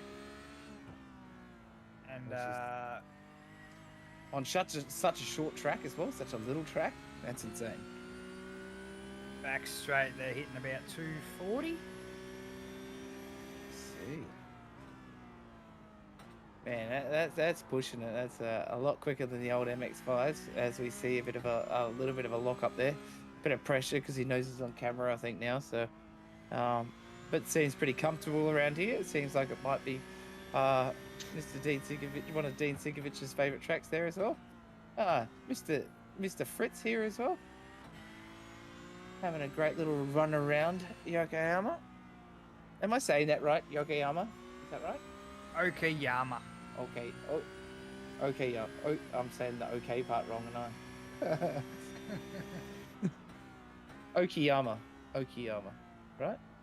Okayama. Or Okayama. Okay. Yep. Cool. Sweet. Okayama. Bloody hell, that took a lot, didn't it? I could say all these strange names and all the rest of it really well, but try and say a track name. Nah, it's out the window. Anyway. Mr. Dylan Shepherd with a great little, he's done a quick lap there. He's done a 1.29.5 is his best lap so far and our fastest lap on track. We've seen some mixed rounds, but we've seen some definite pace from him for all season. It's just got called up a bit last week and a few things, so he's slipped down to points a little bit there and took a few drop rounds there as well. So it'll be interesting to see how all the drop rounds kind of come out in the wash and how it all works by the end of the season. Especially for people like Dylan Shepherd, people like Richard Mayer as well, being Mr. Consistency. If he can just remain with that Mr. Consistency, he might be our real shoe-in for this, for the last place on the podium for the championship. Definitely could happen, but you never know. These boys are pretty quick, so he's going to have to start making some moves. But consistency has gotten to, P4. Doing pretty well. And what are you thinking for our safety car predictions tonight, mate?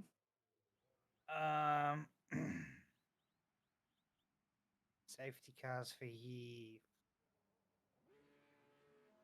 I'm gonna say Oh, it's a one. mixed one. Yeah, it's a mixed one. Is there enough runoff that it won't bring out too many, or is it going to be one of those one that we see lots of carnage and then? I'm going to say 2. I'm not going to overplay We're play the both flick. gonna say the same amount as last week. You Oh got it yeah, right true. last week. Oh yeah, true. Wow, okay. Game on. We'll see. Anybody out there in chat, if you'd like to put in chat what your prediction for safety cars with this new aero and tire package on these GT3 Porsches tonight. I think this is really cool actually. This point in the season, and for this to happen, and catch everybody by surprise, it could potentially really change this championship. Definitely. As this Very is exciting. the start of qualifying.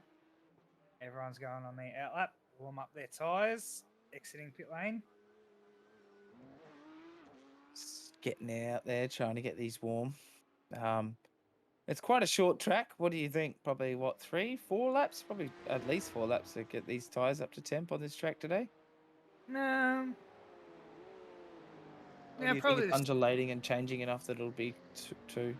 I reckon there's enough heavy braking zones that it's going to be 2. Yeah. Okay. Or maybe not even 2. Just the second hot lap is going to be Yeah. As soon as they're where out the in there. tyres are in. Yeah. Yeah. Yeah. Cool. Interesting. And let me game on straight up then, straight away, almost. Yeah.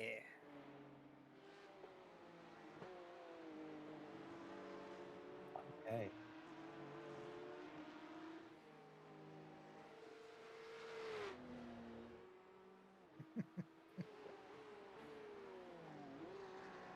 Just wait for our liveries are just having a bit of a conniption at the moment, but they seem to be back now, so we're all good. We seem to be looking good. Their ships.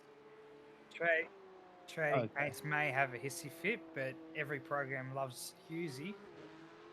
Oh yeah, yeah, exactly right. But not all programs like a iRacing update, or update as quickly as an iRacing update updates. So yeah. Okay, We're so still first person on bound a by hot lap. technology. Put it that way. First Dylan person Shepard on a, with a purple middle sector there. He's the first person on a hot lap, and he's just gone purple in sector 3. Although Richard Mayer he's gone Ooh, purple in sector 3. there's 2. Barber's done the quickest first sector. Between them, they got the best lap.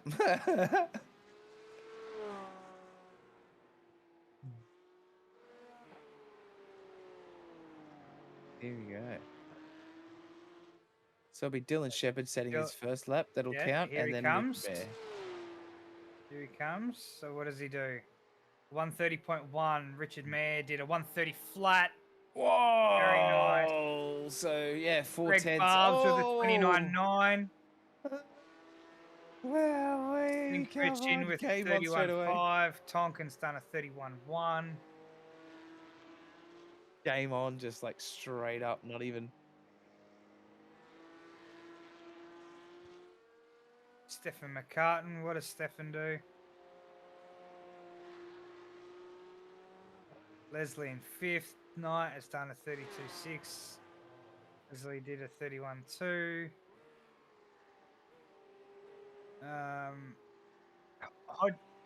Hodgkinson did a 30.6. Adam Hughes is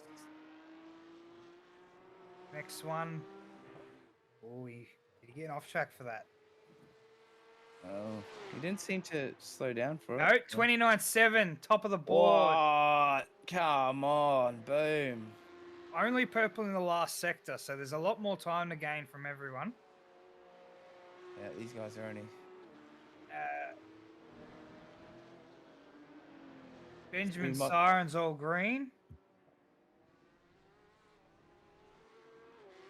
He hasn't set a lap yet, so that'd be why he's all green. In the 959 car. 30.3 puts him up into 5th. Ooh. It seems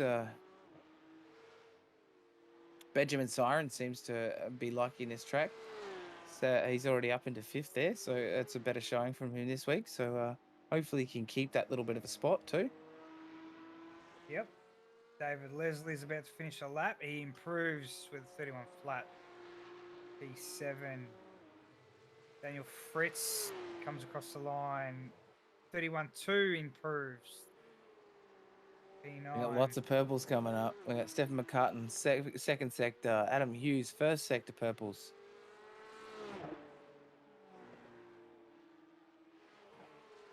Ooh. This last sector is going to be able to make it a purple and push it even faster. He's down in the third one, but he did a purple one.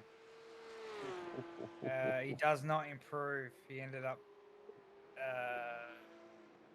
5 seconds down on that one. yeah, he may be back. So maybe that was the off track. Or Um, just a back off. Benjamin Siren is going to complete a lap. He's gone. He hasn't improved in the first half. PB sector 3. What's he done? Nico PB sector 3. Does he improve? No. Does not improve. Almost 8/10 slower than he was. Wow. Maybe it's a bit of a steep cliff with the qualifying tunes and setups. Now, Stefan hasn't set a lap yet. Whether he's gotten off tracks every lap or wherever the go is there. He's on his 4th lap. He hasn't registered a time. Oh, Stephen McCartan. Here we go. First 2 sectors purples. And then he's on Very a good. personal back, 3rd sector and 4th sector. To the top with and a he pushes 29. himself. Yeah. Someone that whoa. was whinging about the setup and how the car felt. That's a quick time. Yeah, sandbagging, eh? Yeah, that's sandbagging if I ever did hear it. Oh, I don't like this setup. Boom. There you go. Oh, it was more, I don't like this update. Yeah. Oh, Benjamin look at that. Siren. He's happy with that. He's straight back to the pits. Drop the mic. Straight back to the pits. There you go. Have that. Siren's done a PB sector 3. And Dylan Shepherd, Dean Singovich, both PBs, sector 1 as well. Good job from both of them.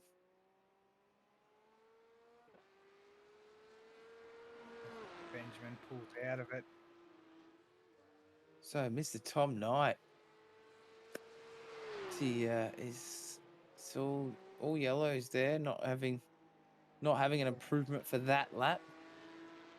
But might have just been taking it easy, just trying to get it there, and now go on another push lap from here. Shepard do a 29.7. He does improve. Look at that, up into He 3rd jumps Greg place. Barber. Official been- 3rd on the grid. Must have been a pretty good last sector because he wasn't up by much in the others. It'll be interesting what Richard Mayer does with this as well. Oh, Did Tom not Knight with a improve. PB. Down half a second. Greg Barber doesn't seem to have as much pace around here. Maybe he's struggling with the new setup. Maybe, possibly. Possibly. Going green in the last sector. But I think gone off track last lap. Did not count. I see. Yes. Look at Dylan Steve, Shepherd. He's got 2 PBs, first 2 sectors. Mr. Spinovich is doing well. He used up all these spins in the radicals, you see. Ah.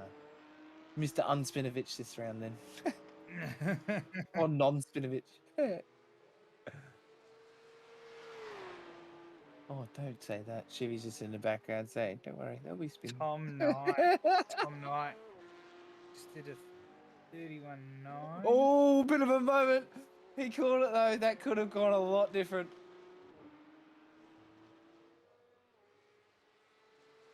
Mr. Steve Tonkin, great little race. Okay, Greg Barber's put the pedal down now. He's got first and 3rd sector purples. 2 purples, 2 As Daniel Fritz is going to come across the line first. 31.6 does not improve. Let's go back to Barb's. Is he going to go to push this? Oh, yeah, he's pushing that car on the limit right now. This is He's the last corner. Don't get off track. Kept it on. Very nice. loading those right-hand tyres so hard. He's on that exit. 29.68 improves to Oh. P2. Oh, just as I said that, maybe it's not. Well Barber's done. struggling with the setup, and he does that. No, obviously not.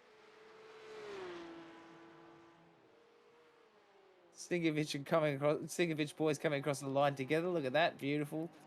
Usu's done a purple sector 3. Went even quicker than Barb's in sector 3. Wow, hey, pushing. Got a nice draft from Dylan.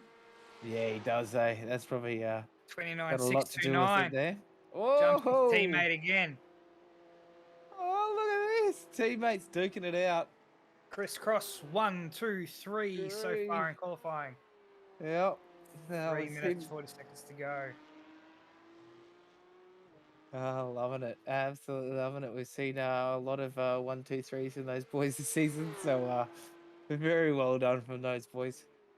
I'd love to be a fly on the wall for their practices, mate. That must be some some serious hours put in, I have to say.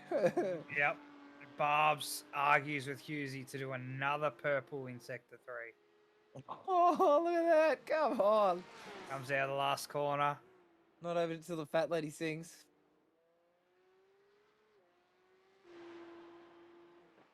And he improves doing Husey again with a PB in the last sector. And Dylan Shepherd's got purples in the first 2 sectors now. Come on. Oh, it looks like he's stuffed up that 3rd sector though. Oh yeah, no, he looks very, very slow in this last sector here. You never know though. He hasn't improved on his PB, but it still could be quick. Yeah, true. True. He might have done enough in those first 2 sectors, right? Could be. They're purple. What does he do? He's done a 29.76. He improved 29.59. That takes him to P2. Come on. Well, that was very misleading. That was misleading, that last sector.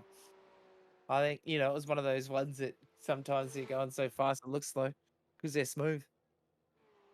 He did a PB, his personal PB in the last sector. But yeah. Wow, Those purples in the first 2 helped Dylan there. Is that Steve Tonkin? Did he improve?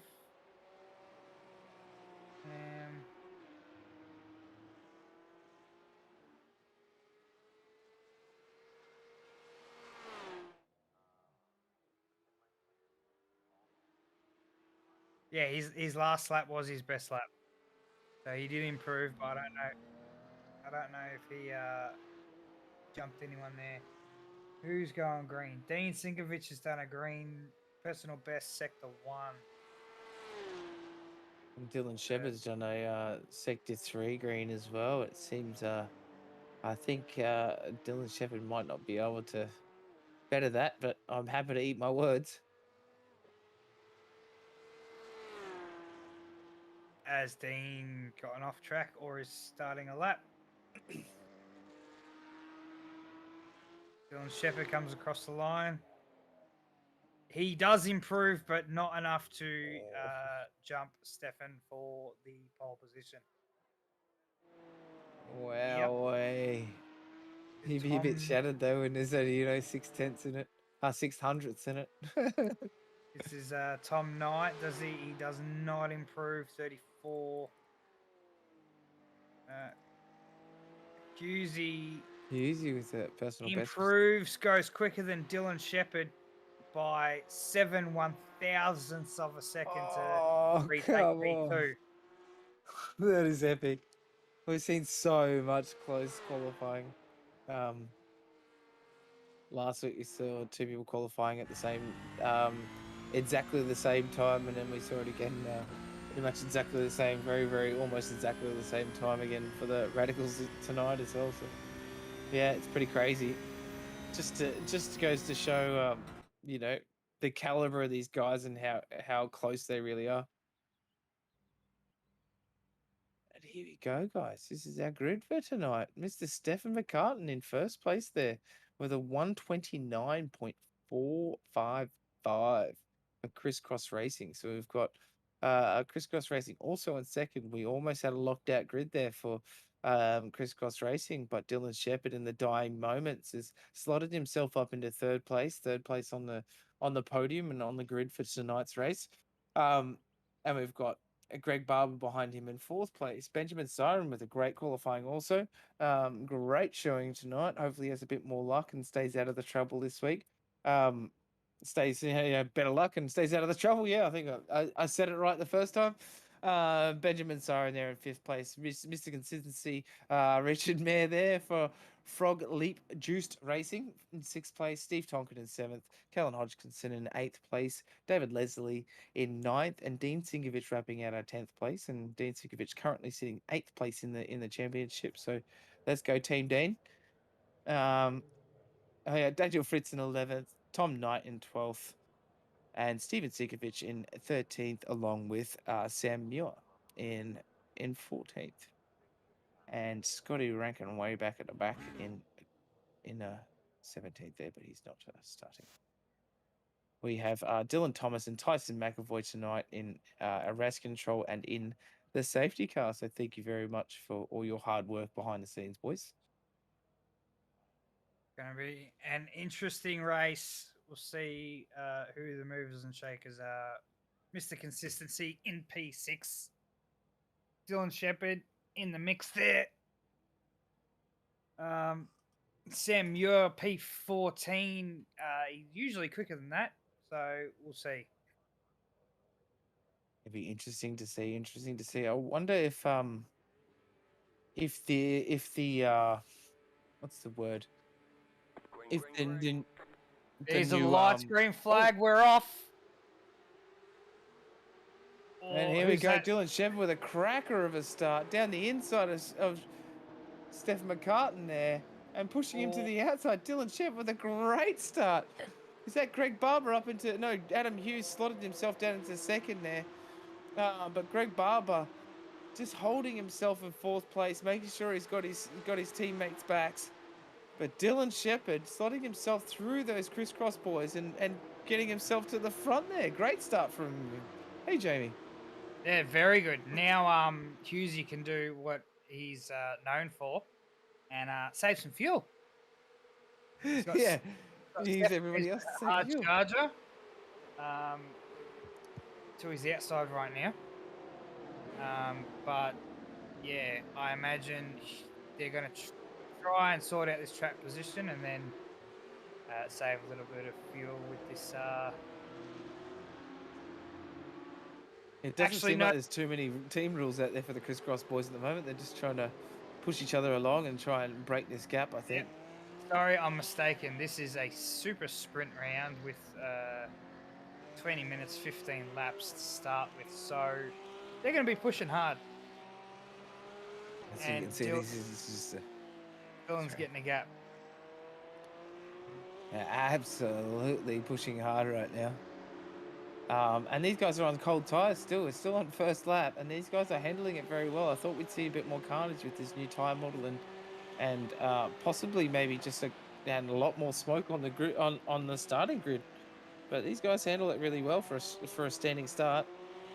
Oh, here we go. Bit of contact. He knows it's not going to happen. And Sam Muir and Daniel Fritz slotting himself through the middle. Thank you very much, he'll say. Yeah, that was Dean Sinkovich.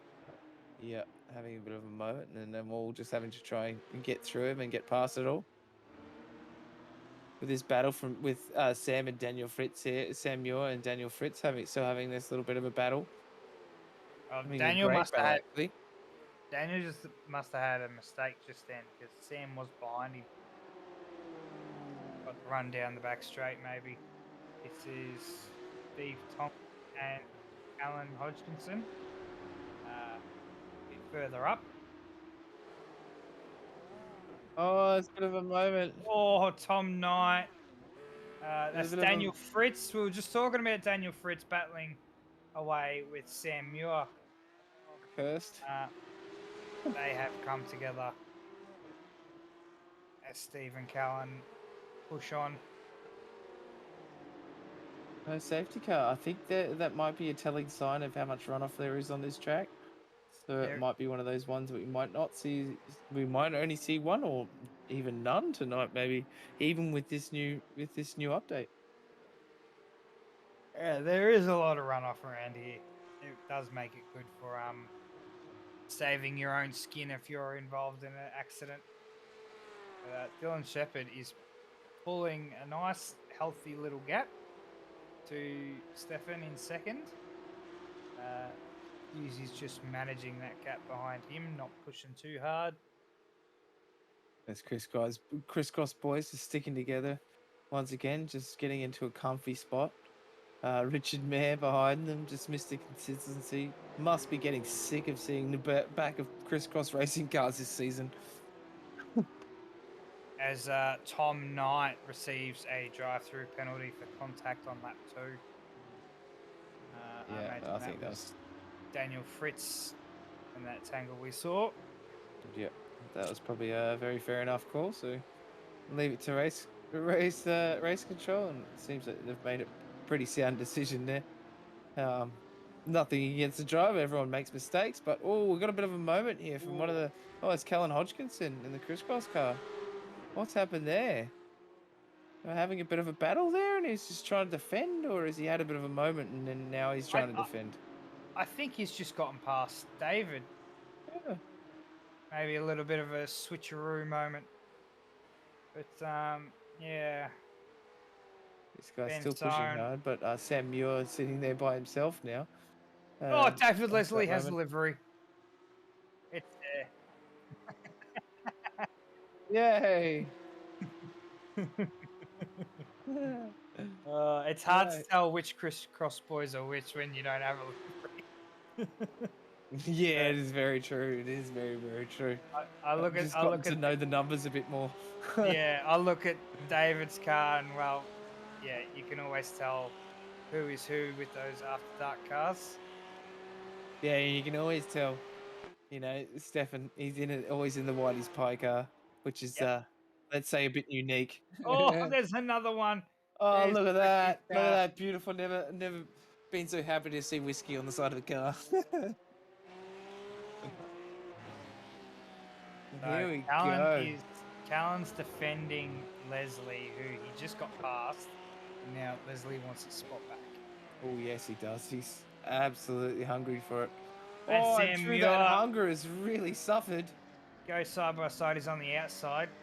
Oh, They give each other space. and Sam he's Muir gonna hold knows on. how to battle as well. It's not a boy that you want to be able to. You don't. It's not a guy you want to slot down to and see right next to your car, is he? Not really. He's got pretty good racecraft. Sam Oh, he's does. got great rascal. Yeah. So he'll put the sweats on David here.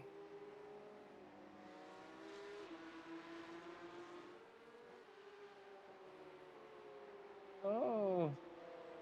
So it seems the Sinkovich boys are having a bit of a battle, and I think one of them's come off second best. But we'll have a look at that soon when it comes up. When the Sam's DSL hunting. action replay. Oh, We'll just stay with the action as we go on this battle. Still going on with Sam Muir and David Leslie. He had to open the steering a bit. He was going to hit the back of him. Wow, it was a bit puckering, a bit of a puckering moment, I think. Oh, they're breaking late there. Hey, they've got a lot of faith in this tire update. It's good to see though. I thought we would have seen people be a bit more gingerly here, but no. Everyone's just gone, no, I'm still pushing this Oh, hard it's as a I always Whitey's, can. it's a Whitey's Pies car and a Bob Jane car. Oh, it look at looks that. good. Is that the best sight you've seen all night? Yeah, actually, yeah, it is. I really like the Whitey's Pie livery, to be honest. It's quite Hughes is cool. starting to put the pressure on his teammate here. And Dylan Shepherd as well. Yep, they're all Sorry, starting Stephen McCartan putting the pressure on Dylan Shepherd. to come together. And these boys are pushing so hard. Come on, I don't think these... It's a bit hard when you kind of... Yeah, definitely Husey wants to stay on the back of Stefan. But Stefan's in a bit of a precarious position now. Can you push as much as you can? You know, this...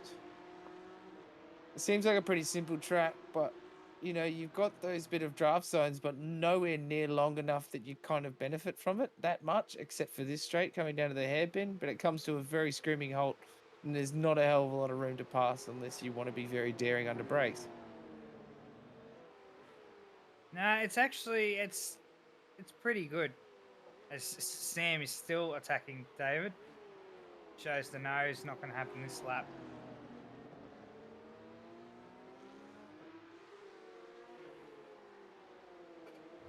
As we go. So Sam's actually up 4 positions from his starting position. Oh, spinner! Oh, that's a crisscross car. That's Callan Hodgkinson having a bit of a moment. Wow, I wonder what's happened there. Is he just copped a bit of inside apex grass there, and it spun him round? Did it look like, or? Not sure, but he made a mare of it in front of Sam. Yeah. So yeah, Sam's just gonna just push on through now. Yeah. Oh, David runs wide. And it's the best opportunity for Sam to have. Oh yeah, Sam's definitely done well to keep out of that as well. Ching that ching TriStar racing freebie. car. Yeah, exactly right. Just absolute freebie. I'll cash in on that one. Thank you very much. I'm collecting my $200. I'm going straight past go, and I'll see you later, buddy. Yeah. Easy.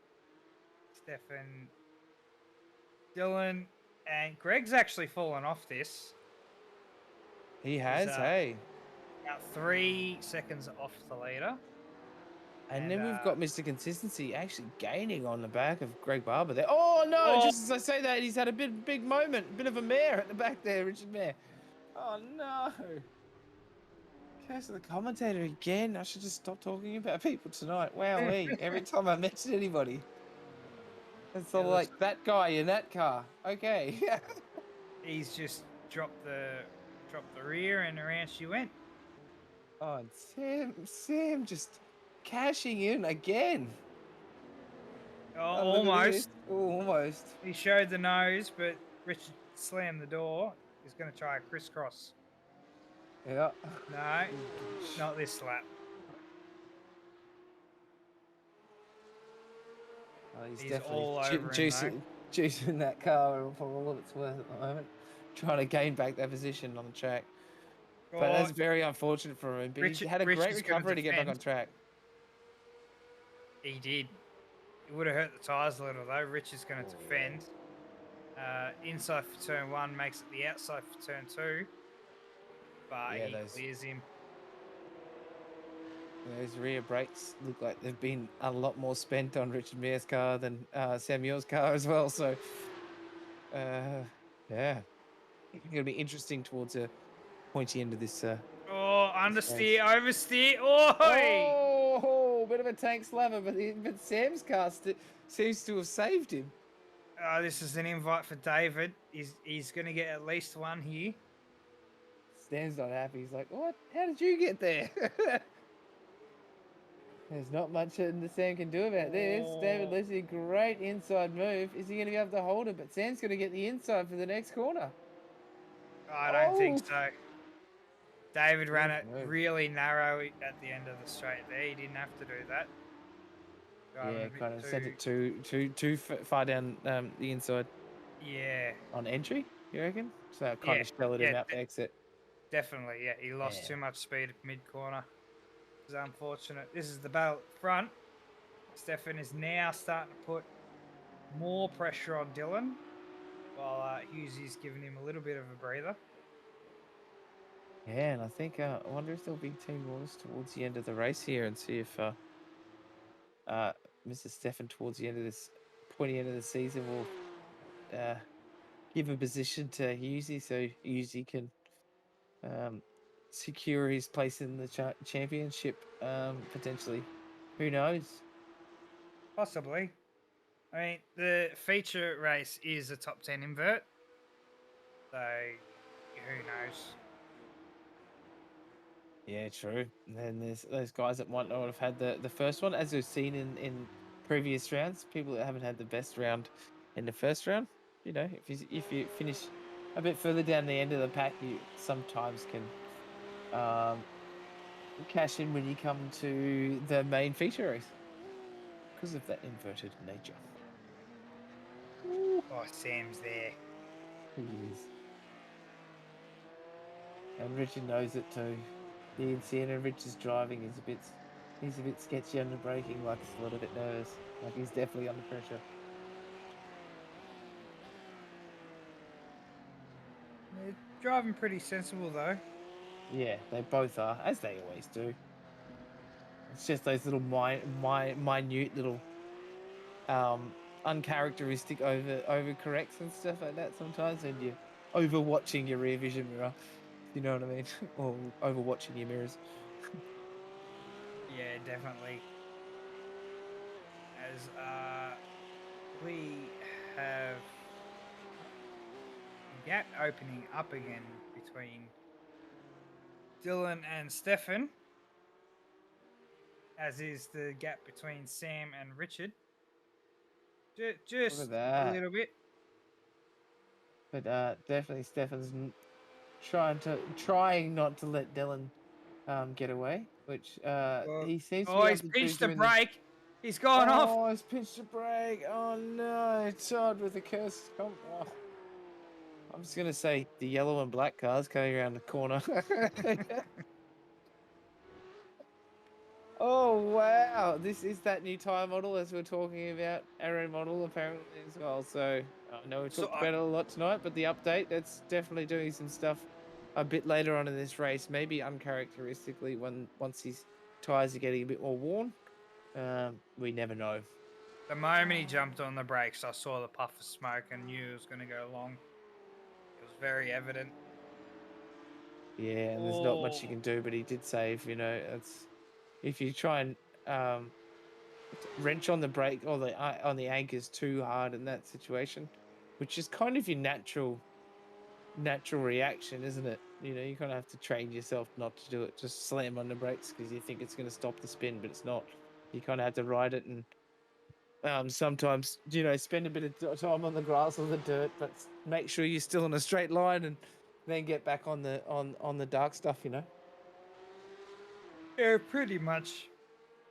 It's I've been practicing braking as if I'm the ABS. Just Okay. pump. If you have a lock, just pump the brake pedal to help it slow down and get it to turn a little bit. Can help. As like a man-powered ABS. I like it. Yeah. Every time you do it, you can feel where the grip is, or if the grip is coming back after locking a brake. And Sam's gonna go. Oh, he's locked all four. He's pinched the brake as well. No, he's locked all of them up, trying to stop there. Oh, that was all four, wasn't it? Wow, and look at all the debris coming out of under the undercarriage, and how much dirt's on his tires as well. Oh, that's gonna be horrible to try and drive around this twisty last little bit of a section. Hopefully, he can get that debris off his tires pretty quickly. Yeah, it's a bit unfortunate for Sam, but he hasn't lost out much. Let me guess, he's lost one spot to David Leslie. Yeah, and he was at that time up 6 spots, so he's still up 5 positions. So we can't feel too sorry for him. He's still doing very, very well. Yes. But Dylan Shepherd, what a great drive! What an absolute blinding start from Dylan Shepherd, and he's just led from the start here. He's just out in clean air, making sure that he just keeps the crisscross boys at bay. And as we see, Adam Hughes now is in front of Stefan McCartan after that little bit of a moment. So yes, we have the crisscross boys in 2, 3, and 4 still, but they've just shuffled around a little bit. Benjamin Siren still keeping his spot in fifth place there as well. Might be a bit of a good one from him, but it's a bit unfortunate when you have an inverted top 10 and you finish in 5th, right? Yeah. Yeah, cool. That's the same where the place I started. Cool. But you know, it's probably better than being a bit further down, isn't it? You've only got 4 cars still to get past, so Yeah. but those said 4 cars pretty quick. So while we're watching this battle pack, Daniel Fritz had a little bit of a spin at the final corner. He got that back up and running. Sam's hunting. He's trying to go over under. Leslie parks it on the apex. Not doing it there, mate. No. Maybe just a little bit more patience and then go, son. Oh. Bit of a moment on the inside of the apex, but it seems like Sam might have had a bit of a followed him on that on the trajectory on the same sort of line, so he might have made a similar mistake there, so not really gaining from it. Yeah, Leslie turned in a bit too early for the corner, whereas Sam had some understeer and didn't actually make the apex, so they both lost the same amount of time. Yeah. Yeah, same disadvantage, just did it in a slightly different way. Yep. Oh, here we go. Now he's looking to make a move. As we go into the last minute, 1 minute of our timer here, guys. It doesn't look like we'll make the full 15 laps by the look of this before our timer runs out. So we should be seeing the white flag coming out very soon for our first sprint round. And then ours, it will be inverted. Is that Barbs? Barbs has had a moment. 22 car. Giving Benjamin Siren an opportunity to get on the back of him. With 1 minute to go, 30 seconds to go in the time in this race. So, was that the white flag? Did we see Barney with the white flag or not? Yes, we do. That was the white flag. Here That's we the go. White flag going. Final lap. Oh, our sprint round. Come on. Push on. Push on, goo. This is awesome. I do love this track. Oh, here we go, Sam. Going right off. Oh, is he just trying to drop himself back a bit? Is he there? Oh, trying to start up maybe a position higher when we come. So that means that Sam will now start in second, not in third. So if he had have overtaken Leslie on the line there, or on this lap, essentially on this last lap, if he overtakes him here on this last lap, he might not want to, because he's sitting in that 9th position. That means he'll start the second race in second. So it might have been a strategic rub of the wall there. Rubbing's racing, but I'm pretty sure that's not what they mean. But yeah. As this is Dylan, our leader. Final lap. He had a hot shot moment at the start. Got through the crisscross boys, and this is the Sam still hunting David as Dylan comes across the line. Wins race 1. That just goes to show you it's all in your start. Hey, Adam Hughes in second and Stephen McCartan in 3rd place there for our first race. So these guys will start 10th, 9th and 8th in our second race for our feature race, inverted top 10. Barbs holds off. Benjamin Siren holds on to P4. Stephen Tonkin P6. Oh, push well on. Done, Tonkin. Started 7th, improved to 6th. Richard Mayer did the opposite, started 6th, finished 7th with that all 4-tyre lockup. Leslie came home in 8th with Sam Muir 0.2 of a second behind him. 9th, Callan Hodgkinson P10 with Dean and Steven Sinkovich P11 and 12. Daniel Fritz P13 with Tom Knight P14. Brilliant qualifying. As you just come around, we see the last people just come through onto our checkered flag. I was just, as you were speaking, I was just realizing how much of a strategic move that really was from Samuel. He's up 5 spots. If he had have finished outside of the top 10, he wouldn't have been able to profit from that reverse grid, right? So he's not only moved himself up 5 spots, he's actually slotted himself into a spot that he can restart the second race in second place. So that's a pretty pretty impressively smart move, I think, to be honest. Yes, it is very good. He'll be starting alongside Callan Hodgkinson on row 1, David Leslie and Richard Mayer will be row 2, Stephen Tonkin, Benjamin Siren row 3, Barbs and Stefan will be row 4, Husey and Dylan will be row 5, and the rest will be where they finished. Yeah, so it'll be interesting to see with this reverse grid how these guys, if it's a bit more carnage on this on the grid start or not. Who knows? But we saw that first start. I was very surprised everyone was how clean everyone was off the start here. No, it was very good. As we go into our 5 minute, which is now 3.5 minute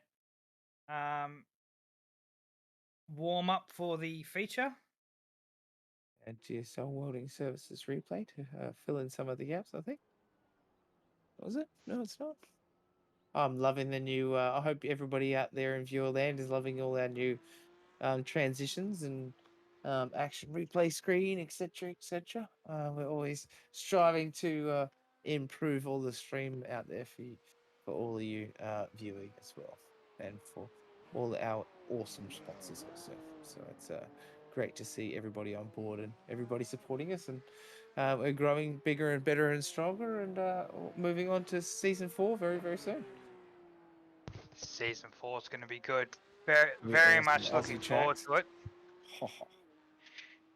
Yeah, I'm not sure about the double up on the Aussie tracks, but I think that's just a case of there should be more on the platform.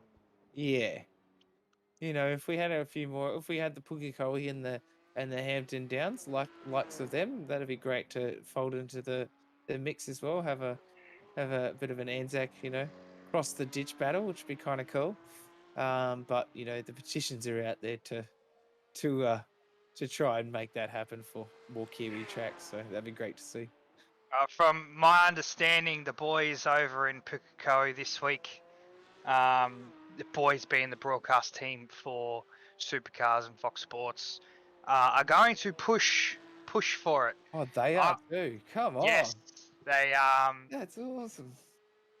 Rusty and Scaife and a whole lot of the broadcast team has been pumping James Anderson's get iRacing to scan Pukekohe. That makes an old man very happy, bro. Yeah, I forget what you call it, but they've been pumping it on all their socials. I'm pretty sure they're going to talk about it at some point over the weekend. So, that'd be so good. To my understanding is iRacing have given the go-ahead that they're interested and they want to scan it, but they need approval from the owners of the track. I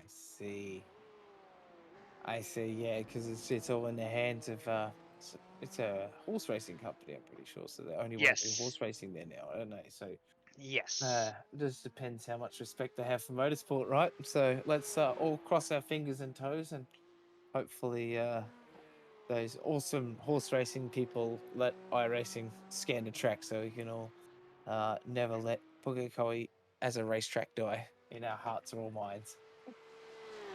That's it. It'll be good, and it'll be good to watch Supercars this weekend there, as well as the Porsche Cup cars and the Super 2s, along with the Aussie Legends.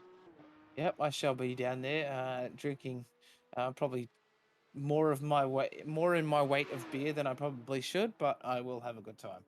So it's probably 40 minutes drive, that track from my house. So I've lucked in this year. And then we've got the WRC World Rally Championship coming to New Zealand again at the end of this month. So, mate, this is just awesome.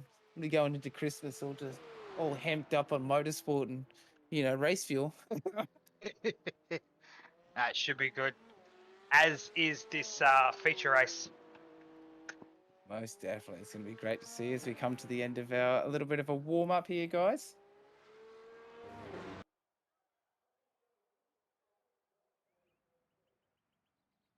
go. So I'll let you read out the grid for this one for our feature race, bro. Should be awesome, huh? Yeah, definitely. So again, Callan Hodgkinson starts on the front row with Sam Muir, David Leslie, and Richard Mayer on route 2. Stephen Tonkin, very well done by him, alongside Benjamin Siren, P 5 and 6, Barbs and Stefan, Adam and Shepard, rounding out the top 10. Dean Sinkovich, Steven Sinkovich, row 6, Daniel Fritz, Tom Knight, row 7. And that is it for this feature race. Let's see who gets the hot shot this race. Yeah, it's going to be interesting with this reverse grid. A bit of a smaller pack than we've seen in previous weeks, but great to see all these guys. Oh, here we go. Green flag for our feature race. Whoa. Seems like Richard Mayer with a beauty up the inside. He's into P2. Oh, seamless too. Oh, and there's a spinner. David Leslie's around. Oh, there's contact with another car. Not sure who that is. That's That looks Dean like an Sinkovich SRW there. car. Yeah, Dean Sinkovich just had a bit of a moment. He's just got caught up and it had nowhere to go by the look of it, eh? Yeah, that's a bit unfortunate. Getting tagged from David there as he got spun around. Not sure what happened to David there, but Sam Muir has just bolted with Richard Mayer making up all those spots, doing very well. We've got Barbs and Dylan Shepard going side by side into the hairpin. Dylan getting it done. Benjamin Siren with a great start. He's just holding his spot. He's actually up 2 spots from his starting position, so cashing in there. But Dylan Shepard up 5 spot. What a start! Yeah, Dylan was very aggressive on the start. He always is. As was Richard Mayer. He did very good to get from P4 to P2. He was definitely a standout on the start. Not even a puff of smoke, just perfectly let off, and they didn't even see him coming. I don't even think they saw him on the inside. He was so smooth through that pass. As Stefan goes up the inside of Barbs, and Barbs has got Husey for company. Crisscross boys working together again. Ben Siren looking up the inside of Callan Hodgkinson into turn 1. Dylan Shepard wanted to put the nose in there, but couldn't. Callan's going to argue this. Siren tucks him behind. Oh, but he's putting so much pressure on the back of that crisscross car. Wow. He has to. He's got Shepard behind him. He does. Oh, and pushing him hard. And pushing him. Oh, a bit of a wiggle. Oh, that's dangerous. 3 wide on the straight. Until Shepard taking both of them. Oh, he's going to get him too. I think Callan's going to back out of this. He's on the outside. Yeah, he does. Or rubbing doors. And Dylan gets the move done. Benjamin also gets the move done. Stefan also goes through on Callan Hodgkinson, as does Barbs is there. A lot of crisscross boys here. Whoa, bit of a wiggle at the back there from Stefan. Have we gone back a bit here? Have we? It seems. No, we're live. This is live. Did a bit of a, just kind of did a bit of a rewind, fast forward thing, but we're back live again, guys. So apologies if there was just a little bit of a connection there, but that's all good. We are on race now. We have 4 crisscross cars all in a row, and the other one said roll over. No, please don't. Yep. Barbs goes up the inside of Cal. Husey follows suit. Cal knows those 2 boys are quick, being in the same team. They'll be talking to each other. Benjamin and Steve Tonkin just being smart at the back here. Just go, I'm going to stay on the back of this very fast pack of blokes. Yep. As Stefan gets the move done on Benjamin into this corner. I can't remember which corner it is, but this one. And Benjamin's going to tuck him behind. Bit of a gap to Dylan Shepherd. Dylan Shepherd is saving fuel. I just heard. Wow, already. Yeah, he's on the clutch. 4 minutes in, he's already on the clutch. Man, that's Yep. confidence right there. Bloody hell. That's yeah, some serious confidence, but he might want to just be not even, just trying to nurse those tires a little bit as well. Or he's up to P3. I mean, that's what you want to do as we're looking at Tonkin on Callan. Callan's struggling a little bit to find his rhythm after letting most of his teammates through. Yeah, he seems to not be able to be getting the kind of the boost out of the exit as his other teammates do. And Steve So- Tonkin's definitely noticed it, and that's why he's going to try and make this move on the inside by the looks. Ooh, crisscross, boys. I think one of the crisscross, Cullen Hodgkinson is about to get crisscrossed by Steve Tonkin. Yep. As David Leslie receives a drive-through penalty for that lap 1 incident where... Oh, the lap 1 incident. I'm not sure what the rule was that was broken. Maybe we can get a replay of that a little later. But David having a drive-through there. As we're looking at Hughesy going up the inside of Barbs. Hughesy's showing a bit more pace. Barbs will let him have it. That was the David Leslie one that he had a bit of a spin. I think it was turn 1, turn 2, and which caused Dean Sigovic to come off track. So that's what's happened there.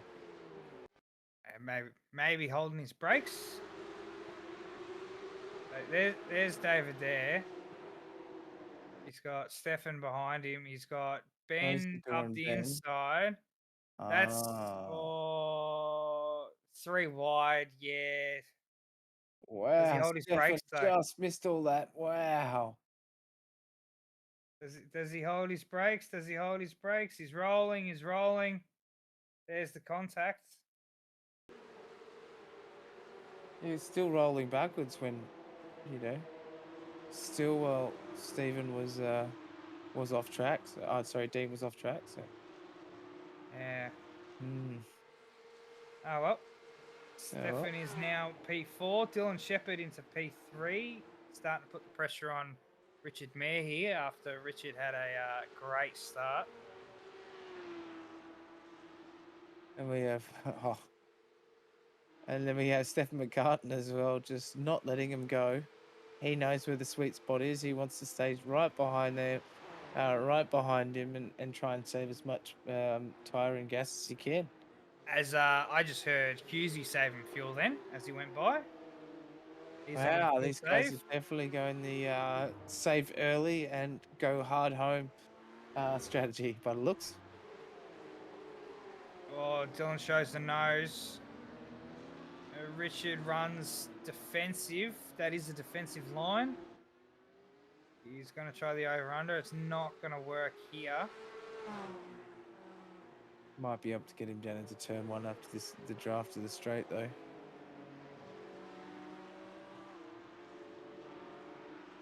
Oh, he's got a boost on him. He's right there. He's got to run. He's not close enough. As all this battling is letting Sam just eke out a few tenths here and there. Oh, Richard going very defensive. Probably too defensive in that corner. You want a good run onto this left, right, left. Especially when you got Stefan McCartan just breathing down your neck behind you as well. Oh, just ready to pounce in that Tiger livery of that Whitey's Pies car from Crisscross Racing. Ready to pounce. He's right under his wing now. Steps out. He's going to try and outbrake him. Nah, he doesn't get there. Team-Mart car using all of those tyres. Oh, it's a hard little bit, hey. Richard actually did a very, very nice thing to Dylan there. He left the door open for him. Oh! There's contact. Wow, that was a bit of, how's your father? Get out me way, mate. Oh, a little and bit more again. contact. He's left the door open again, giving Stefan a sniff. Whoa, there's almost a bit more contact Oh, there again, but he's off as into the pits, Richard Mayer. Yeah, he dives into the pits. This is too hot for me, boys. I'm going to get into some clean air. Yeah, I'm Mr. Consistency, not Mr. Under Pressure. Get out of my way. He left the door open for Dylan there. He did. Around the whole corner. He didn't need to do that. And that gave the invitation for both cars to have a sniff and a dive. Yeah, which definitely not going to be advantageous for him to come out of the pit. So he's just going to have to work harder once he comes out of this pit. But he's definitely pitting very early. He might be doing something we don't know. But most of these leaders have not pitted yet. So it will be interesting to see. Almost everybody. Sorry. We've only got two people that have pitted. That's Richard Mayer and Dean Singovich. So. Benjamin Siren is pulling away from Barbs. Barbs is having a real struggle tonight in terms of pace. Yeah, he is. Hey, it's we saw that at the start of qualifying though, and then he pulled that beautiful lap towards the end of qualifying. It definitely wasn't the same sort of pace where it's typical to see out of Greg, and that might be partly to do with the update and feeling a bit discombobulated in this car, but we never know.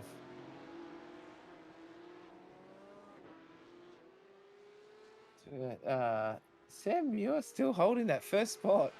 Absolutely brilliant job from him. And he's 1.7, almost 1.7. He's pretty much outside of.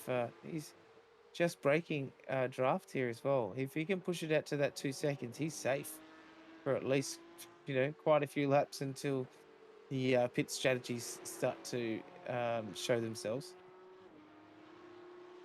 Yeah, and he's doing very well.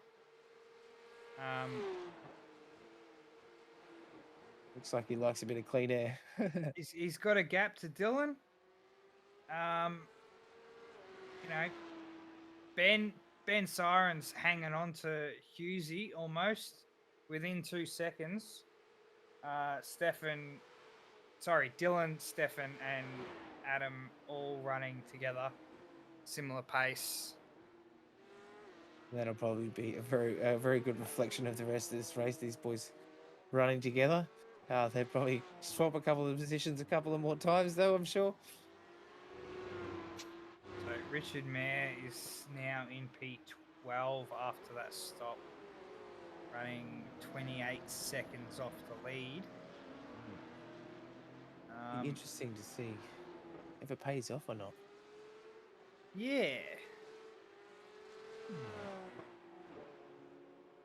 It'd be interesting. It might be a touch too early, maybe maybe 1 or 2 laps more, and it might pay off in my eyes, but who knows? I'm happy to eat my words. I don't think so. With these races where you're not taking any tyres, you're just pumping in a little bit of fuel. There's not really a point where it's too early. Okay. It's only too late. There's a safety car, you can get caught out. Oh yeah, caught out with too much fuel in your tank and having to be sluggish towards the end of the race, etc. Yeah, you might not go in straight away when the safety car's called and get hung up trying to be waved by. You could go into the pits and the safety car doesn't pick up the leader, and then you get held up by the safety car. Who was that? That was Daniel Fritz having a spin. He's currently stuck in the wall. Oh. Luckily, there's no damage on the car. Pretty nice from the back, but I don't know about the front. Nah, the front's all good. He'll get that going again. He just lost the rear end and locked all 4. Oh yeah, he's done well to. But looks yeah, pretty spotless. When you're not taking tyres, I don't see any disadvantage with pitting early. If you've got the pace to do it, to be quicker by yourself than being in a draft train, do it. Fair enough. And what about, what about that sort of overcut Same sort No. of thing. It's not really going to make too much of a difference. No, not really, because if no one's taking tires, then Yeah, you're just kind of all dealing with the same sort of yeah, group levels, aren't you? everyone's tires are going to cool down and get a second wind. Oh, he slapped into the wall there, Tom Knight, on the entry of pit lane. Oh, ouch. Everyone's gonna Golly. get a second wind of tire life behind the safety car. So it's just a matter of who can look after the tires during the whole race.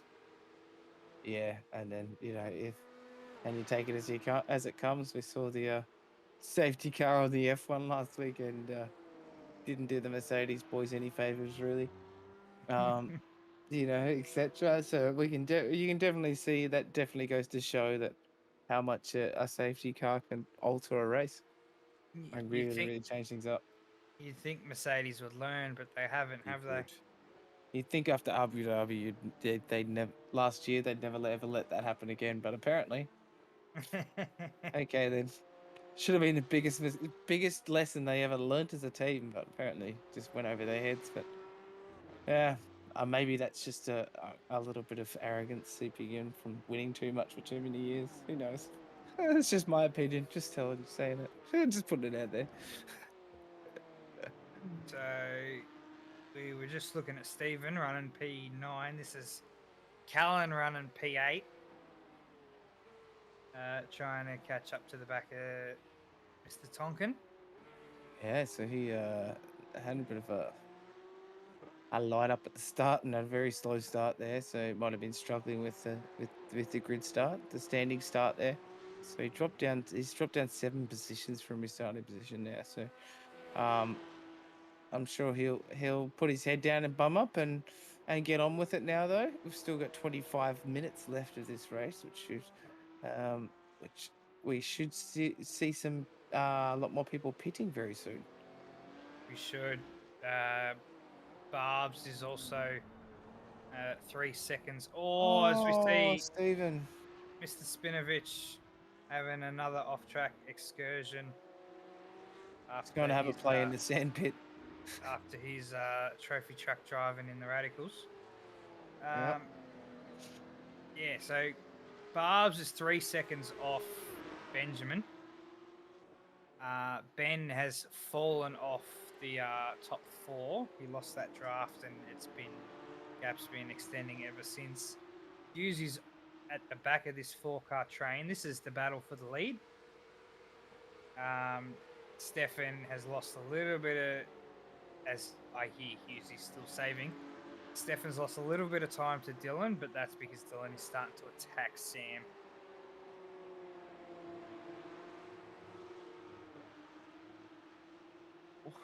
So it'll be interesting to see who has saved fuel and who is going to jump who in the coming stops. 100%. I'm really interested to see how this plays out for Richard Mayer as well. I'm really interested to see how he kind of slots into this after everyone takes their pit stops, because we know he was the first person to take an official pit stop to actually take some fuel. The only other person was heading for a fast repair by the look of that. After the early first lap incident. Oh, sorry, that was a drive-through penalty for David Leslie for that first lap incident. Apologies. Get my facts right, eh? Yep. And it was Tom Knight that we saw hit the pit entry wall for that fast repair. Richard Mayer is now running P9 after his pit stop. And Dylan Shever putting absolute pressure on the back of Sam Muir now. Sam Muir might have had a bit of a moment, maybe. He slowed down a lot. He had a good 1.7, 1.8 second gap there.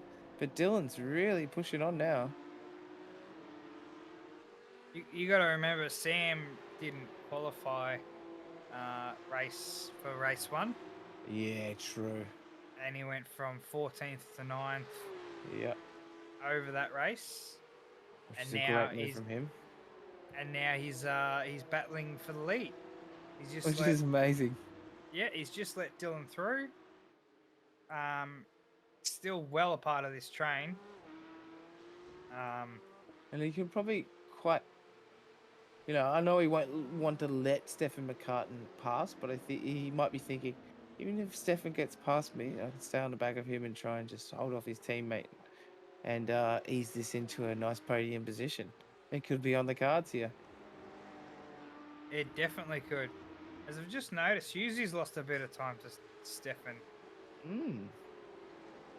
Oh, Is he okay. saving a little bit? Hughesy had a little bit of a moment coming on to the back straight this lap. He just lost a few tenths, half a second. Bit of wiggle. Yeah, and he's not in a rush to catch back up as he's still saving some fuel. Yeah, okay, yeah, just happy to take it easy when you can. Yeah. We do have a lot of this race to go, so we got, we're not even halfway, almost halfway now. So. Yeah, whether you see Dylan, Sam, and Stefan pushing, they're not saving fuel, they're going hard at it. They are, right? Absolute foot to the floor here. And you can see these guys using all the racetrack here. A little bit less sketchy than the abundance of dirt at Laguna Seca.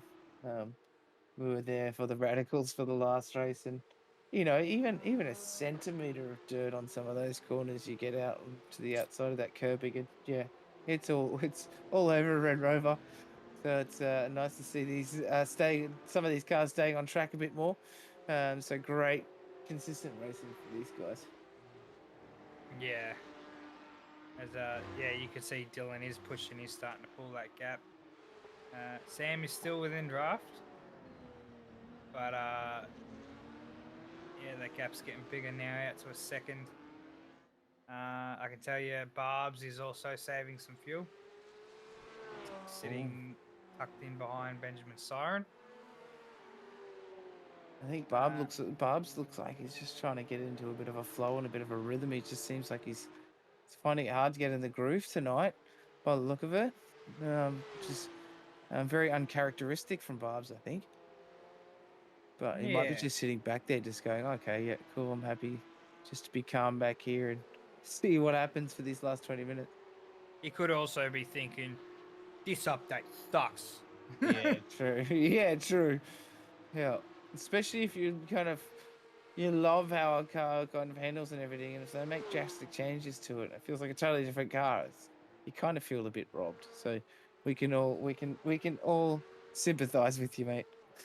If that's how you're feeling, that's all.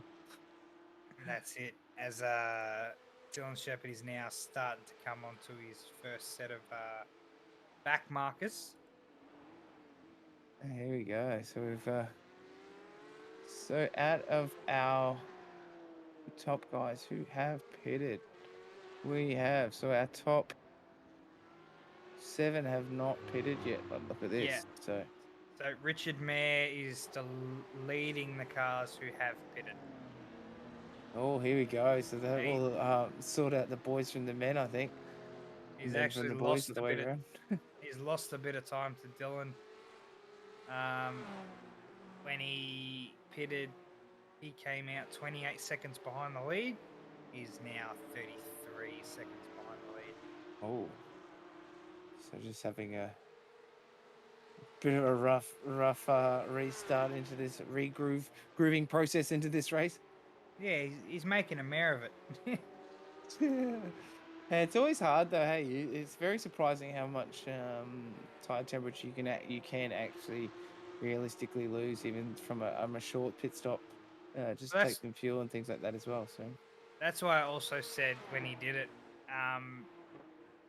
you got to kind of figure out if you're going to run quicker in clean air or in the draft, or on worn tires also. Right. Oh, everyone's going to have the same tires. They're not changing tires.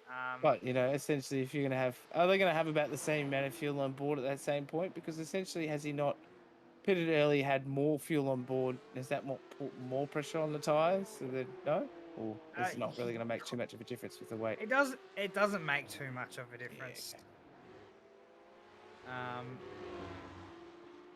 Yeah. Yeah, fair enough. Sorry, that's just questions for myself and everybody out there in viewer land also, if anybody's wondering. Just like to pick the brains of all of our world-class drivers out there that we have on our broadcast team, like Jamie Dyke. So fantastic to have you on board and be able to pick your brain and give not only myself but all the viewers out there a bit of insight on how these cars work and how to get the best out of them also. Yeah, no worries, man. If you compare Richard Mayer to Sam Muir, Sam's still running in the train. And he's still P2. He's given up one spot to Dill.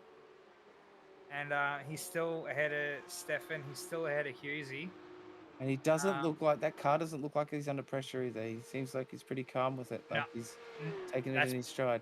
No, that's because both Stefan and Husey are saving fuel. I see. So the pressure's not quite on yet. But my point is, running in that train, Sam is running quicker than Richard is. Ah, yeah, true. Richard hasn't got any relevant point of pace other than his confidence. Ooh. Rather, Sam is looking at the car ahead and the car behind, understanding where they're braking, where they're gaining, where they're losing, and driving according to that. And that loses you thousandths at a time. You know, or tenths, you know, sometimes, or even more. So yes, he's running 2 seconds behind Dylan now, but Dylan's super quick. As Stefan dives into the pits, he saves some fuel. It's his time to come in. Husey stays out. Callan stays out. Benjamin stays out. No one else is coming in, but it's McCartan's time. Here we go.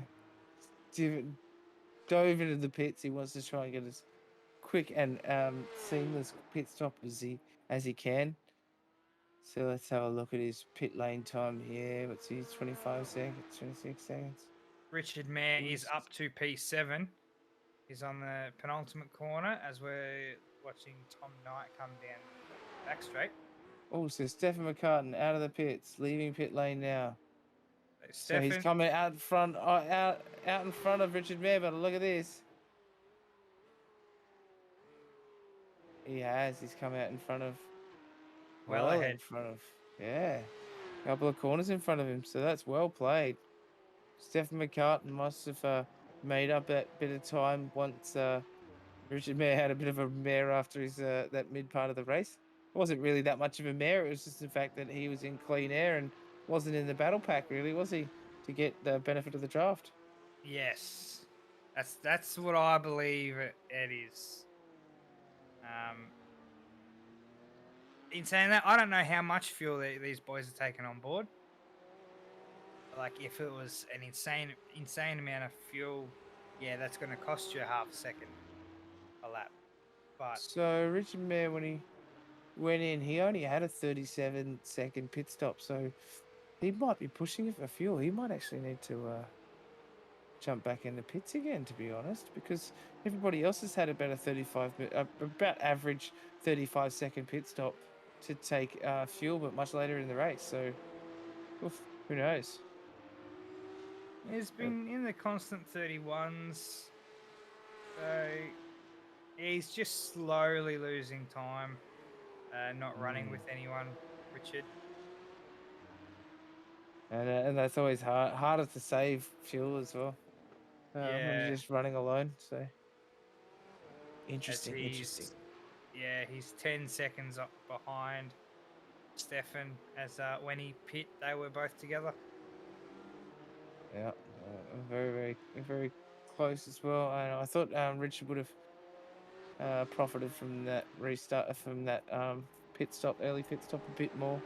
But he might have just gone a bit trigger happy and gone a bit early on it. But who knows? But as we go on board, we see Adam Hughes still having this big battle with Sam Muir. But Sam Muir just being patient, putting his elbows out, not being too hasty about, pushing the car too much. I think Hughes has realised that Dylan's now starting to skip away. Yeah. Stefan's pit to jump Sam in the stop. So he's just got a decision to make: either get this move done or come in and stop being held up. In saying that, Sam's doing an amazing job right here. Still running P2. But it's definitely a precarious position to be in for Husey right now. It's kind of, do I, don't I? And is it gonna ruin me or be beneficial? Because, you know, if we're coming into the last 10 minutes of this race here in this feature race, guys, so it's not a hell of a lot of time to go. So if I was Sam, Yeah, I'd be defending this move. Sam. defending this move as no, there he goes. Yep.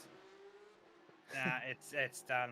I would have defended Husey like no tomorrow on this lap, and then I would have pit as like Sam.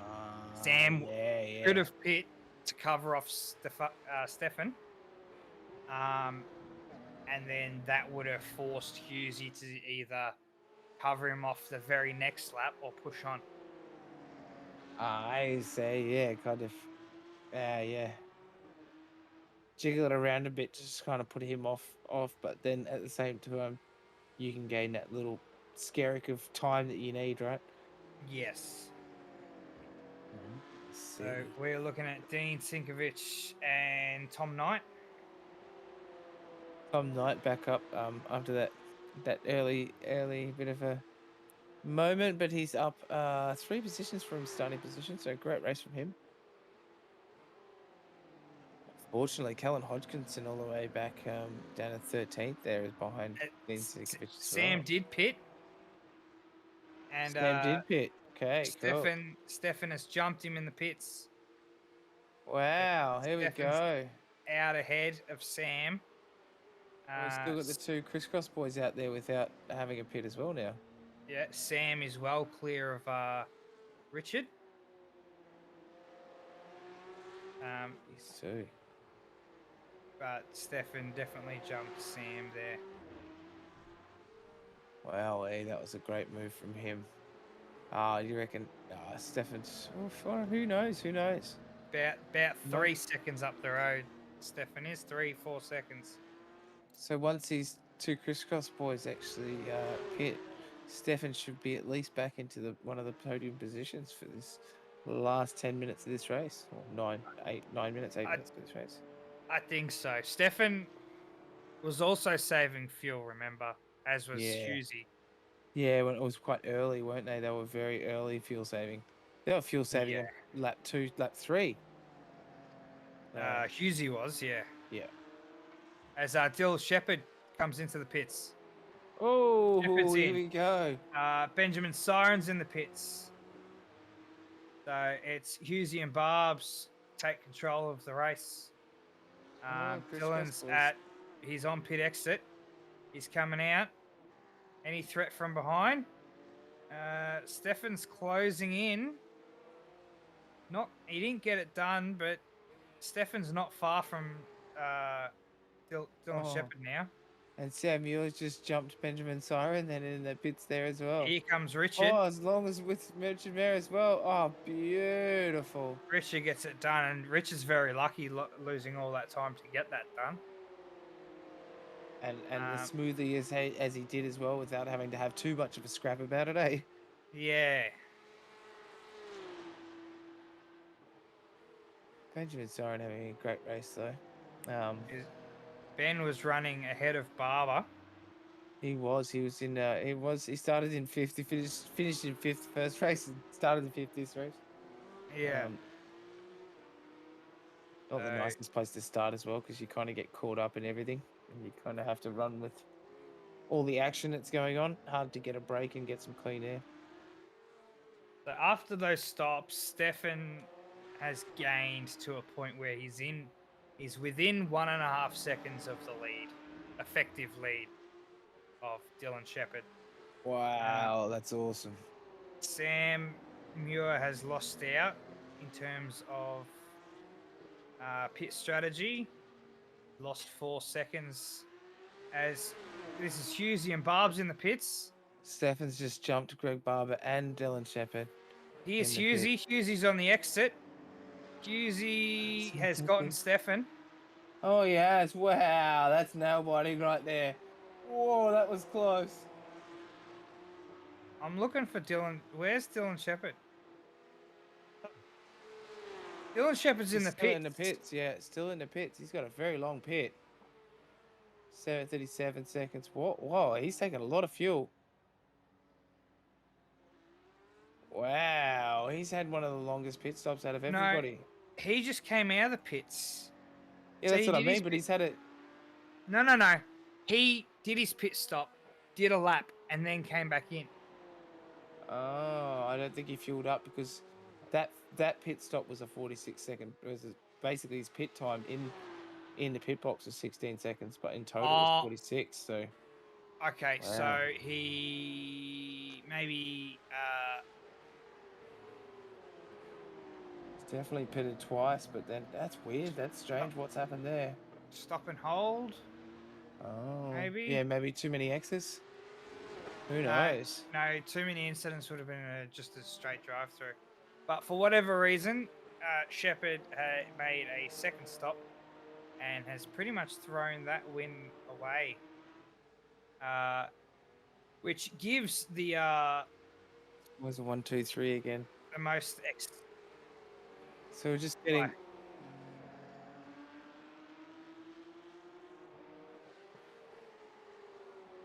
Oh. Car 43 had a drive-through penalty. Oh. But he So didn't- Dylan Shepherd's been given a drive-through penalty from iRacing. Not from RC, but by iRacing for some very strange reason. Nah, it must have been a stop and go because he stopped in the box both stops. Oh, yeah. Whether it was a 5-second stop and go or a note, that's what it would have been. He would have gotten a speeding in pits, which is like a 40 second, 41 seconds or something. If you clear all your black box, it like chunks down to like 5 or 7 seconds stopped. That makes perfect sense. That all adds up. I see. Yeah. Benjamin Siren, has he run out of gas? I also heard someone call into race control. Might have been Richard Mayer. Richard Mayer went off track. We might have a yellow flag here, is it? Or no? We're just waiting on race control. We're just waiting on race control report. But this brings the battle for the lead to Husey and Stefan.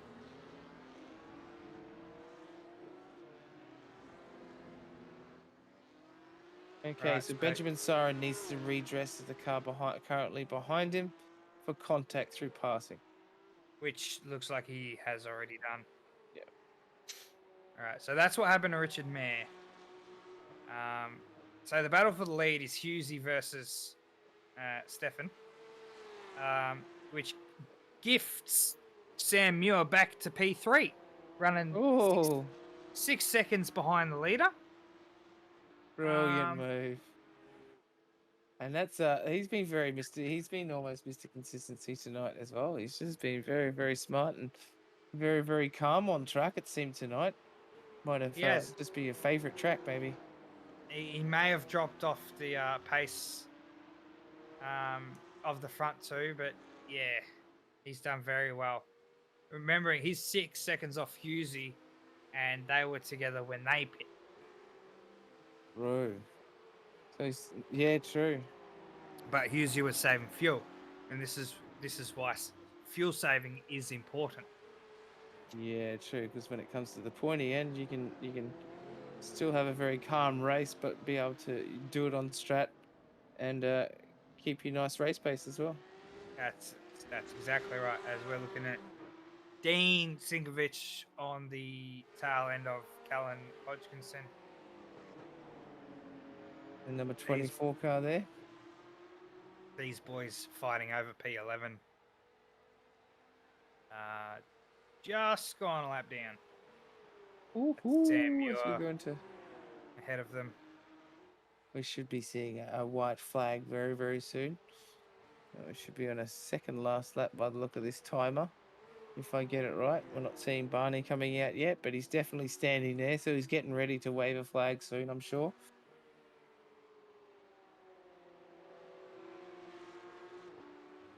This fight's not over. Benjamin wants a P5. He didn't get it done safely last time he tried. He's gonna have another crack.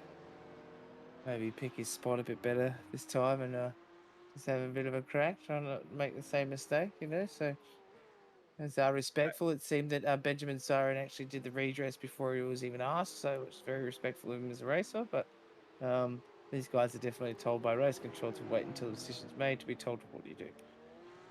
So Richard defends well. Yeah, for someone that knows they're in the wrong, it's always just beneficial just to do it. Get it out of the way.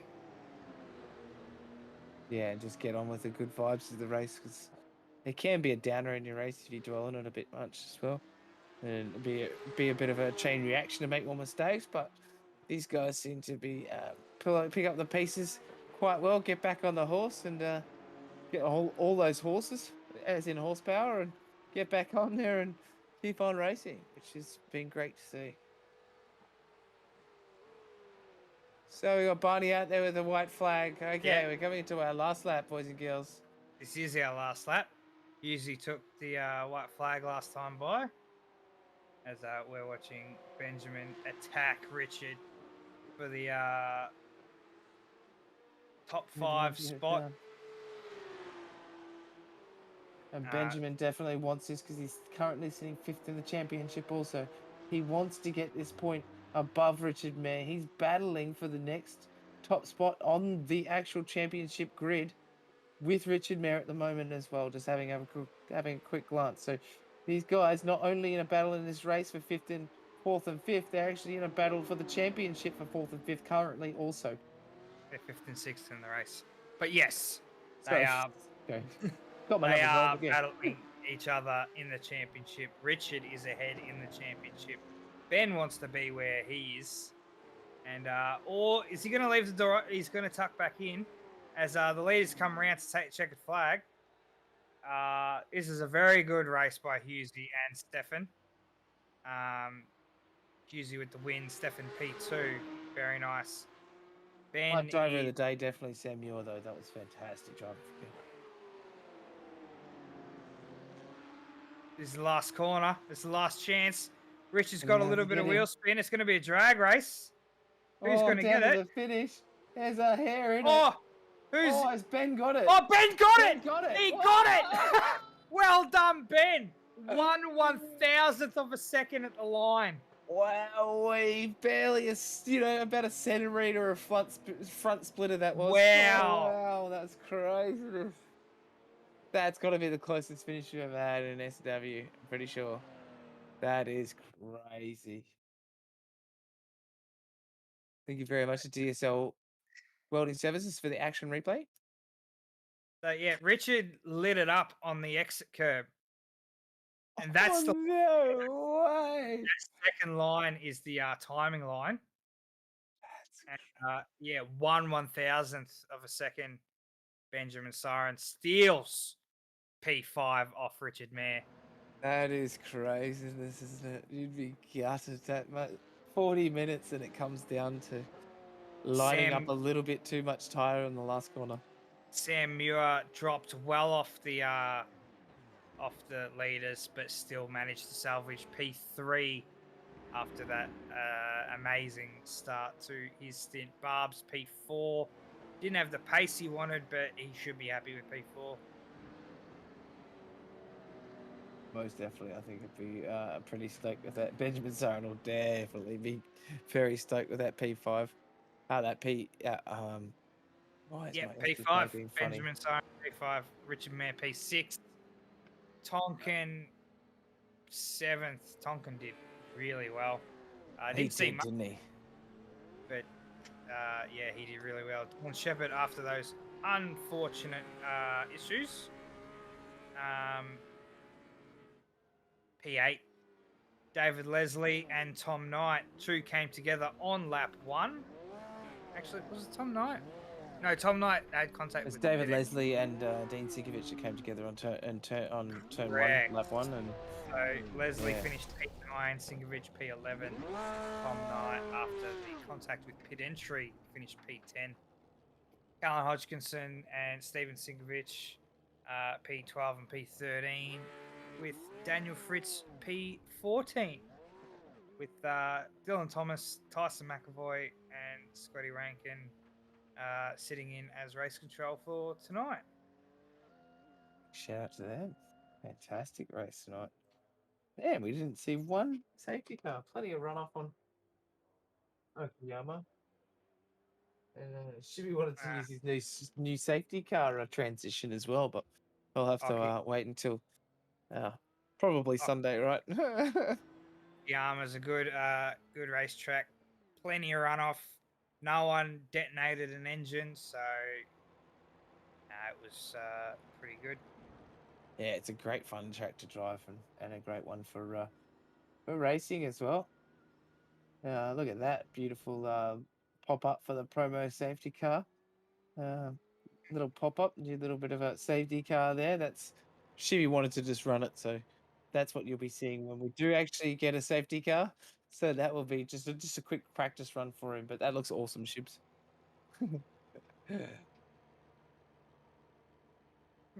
Very nice, very nice.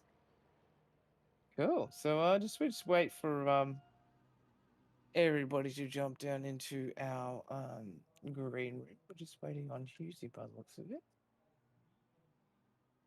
We've got Stephen McCutton and Sam Muir. If you cool. So I'll bring him down for you, Jamie, if you'd like to take the interviews, bro. No worries, can do. Sweet ass. So, Sam, well done on the P3, mate. Yeah, cheers, guys. Wasn't really expecting a podium tonight.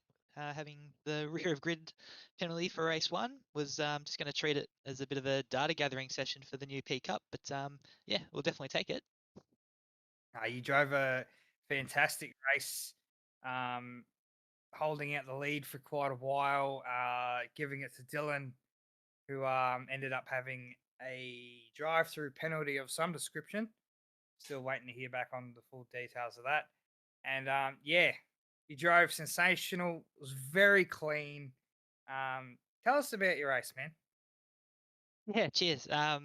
Yeah, we sort of got to the lead there and then had a bit of a gap back, but then, yeah, always knew that those guys are a little bit faster than me and were going to catch me eventually. So saw Dylan was reeling me in by about half a second a lap, so wasn't going to make it too hard for him. And then, yeah, bit of a shame about his penalty because he looked like the car to beat tonight. So, yeah, unlucky for him. Very nice, man.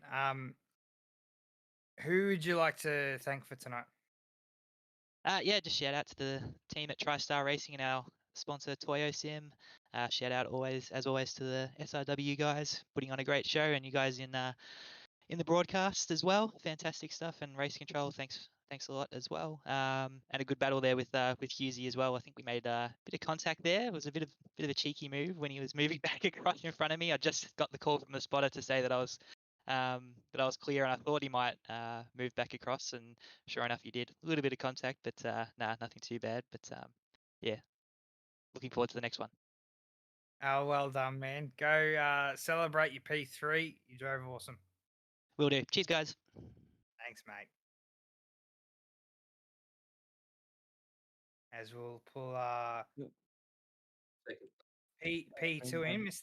Stefan McCartan. Stefan, you were complaining about this car and the updates. Well done on the P2. Cheers. I'm still complaining. But nah, thanks. Big thanks to Dylan Shepherd for the setup for the boys. Without that, I think we all would have been using baseline or some form of that.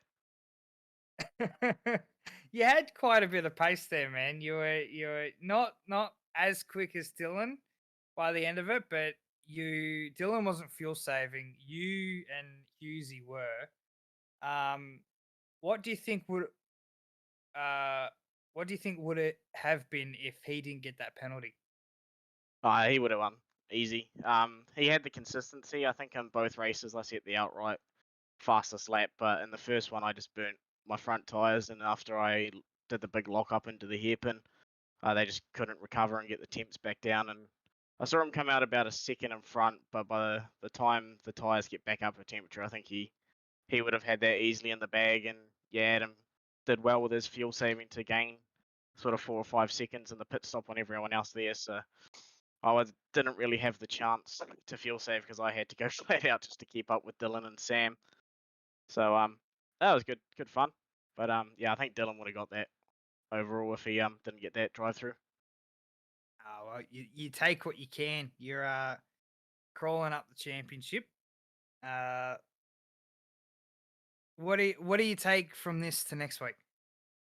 Just a little bit of tyre knowledge really, and how this car's now behaving. We're at a completely different track next week at Twin Ring Mategi. So you go from Okayama, which is short, more stop-start, to a flowing track. This car's going to be a beast of a thing to handle again, with again no real knowledge of the setup side of things. So yeah, I think it's just going to be a lot of practice and just trying to learn what this car does. It's very, very different under brakes post update. So yeah, it's good fun to drive though. I'm looking forward to it. That's great, man. Especially with next week being an enduro at Twin Ring, be a great time to get some data. Who would you like to thank for tonight, man? Hey, just thanks to Whitey's Pies, Jared Farrell for hooking that one up, and CXR sponsors, Poolside, Master Bayside, AE Boards, DWI Designs, who do all the CXR liveries, and just cheers to the boys, and of course to Dylan for the setup. Nah, well done, man. Drove phenomenally, and go enjoy your P2 with your team, mate. Cheers, boys. As now we'll talk to the famous ego that is Hughesy Hughes. Well done on the win, man. Didn't look like you were going to have it, but you got there in the end. Yeah, mate. Hey, boys, how you going? Yeah, it played out like it did last night in the TCR, mate. It just got lucky. Last night was people got come together in the pit lane, and this time someone got done for I think it was speeding or prematurely turning off the pit limiter. So Dylan should have won that for sure. He just had the outright pace. He was just quick at this track, like without a doubt. So I probably should have been third, but yeah, just got lucky with a bit of fuel saving, and I think just got lucky in general. To be honest, Jamie, that's all it is. Third? What do you mean third? If Dylan didn't get the penalty, I wouldn't have been catching Steph. Like Steph and I were doing the same lap time, and I couldn't break that 0.5 sort of barrier. As soon as I got up to half a second, I just couldn't find the extra 2 or 3 tenths or 4 tenths I needed. So I reckon we've had to consolidate third. I think so. I don't know. I noticed that both you and Stefan were fuel saving at about the same rate. Barbs didn't look like he had that much confidence in the car tonight. Tell us about that. Yeah, Barbs was quick as last night and the night before, pre-update, and then obviously the update dropped overnight. Obviously this morning, last night, sort of thing, and yeah, it just completely changed the car. He just couldn't get his head around it. Like he was just frustrated. He just couldn't keep up. Like he just did not click with this car and track, sadly. So otherwise, yeah, he would have been up there with us and having a four-way battle more or less, but just couldn't get it to click for him. It's very unfortunate for the now championship leader. I'm sure you'll try to get that back. Well done on the P1, man. Who'd you like to thank for tonight? Obviously you guys again for coming in tonight, and obviously hosting, and obviously to Nathan as well, or Shibby, for doing his thing behind the scenes.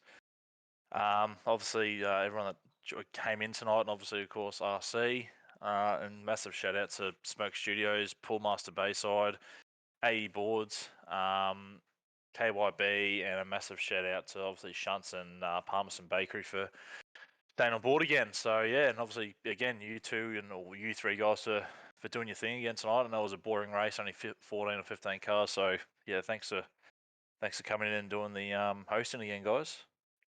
No worries, man. And it was not boring. There was plenty of action tonight, as there has been the last 3-4 weeks. No, it was a very good watch. So well done on the P1, man. Go enjoy it with your team. Will do. Cheers, guys. Appreciate it. No worries. Toddy, Yeah, big what a race, mate. big night. Oh, great night. Going I think a into good the combination of tracks, good combination of cars, as always. yeah, as Stefan said, a lot of data gathering now for the enduro coming up, so it's going to make that a bit interesting. But no, it's good. So what's that enduro? Where's that one going to? Is that the Sandown one? No. No, Twin Ring. It's an Ah, that's enduro. Ring Ring. That's yep. Sorry, yep. Yeah, so it's like a 80-minute race off the top of my head. But no, it Okay. should be good.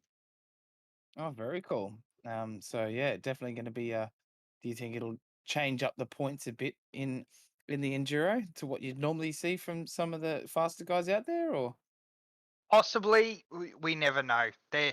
There might be some safety cars in the mix, but Twin Ring also has a lot of runoffs, so you never know. Very interesting. Very, very cool. And with that said, I think we shall wrap up for tonight. Thank you very much, everybody, for joining us out there in Viewerland.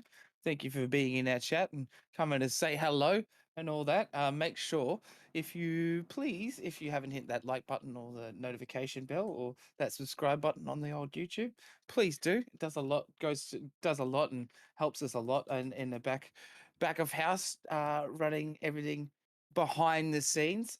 We just got to 300 subscribers on YouTube tonight. So great little milestone for SRW as well. Big shout out to DSL Welding Services for all your support in the series sponsor. Also, Pagnian Advanced Simulations or Pagnian Imports, also known as our stream sponsor, and also our safety car and promo department. Our new sponsors, Toyo Sim, and we have a few new sponsors in the other rounds as well. Warren and Brown, also a new one to come on board as well for our other series. So from me, Chef Toddy, and from Mr. Jamie Dyke and Shivy behind the cameras, we will sign out tonight. Say much love and keep safe to you all.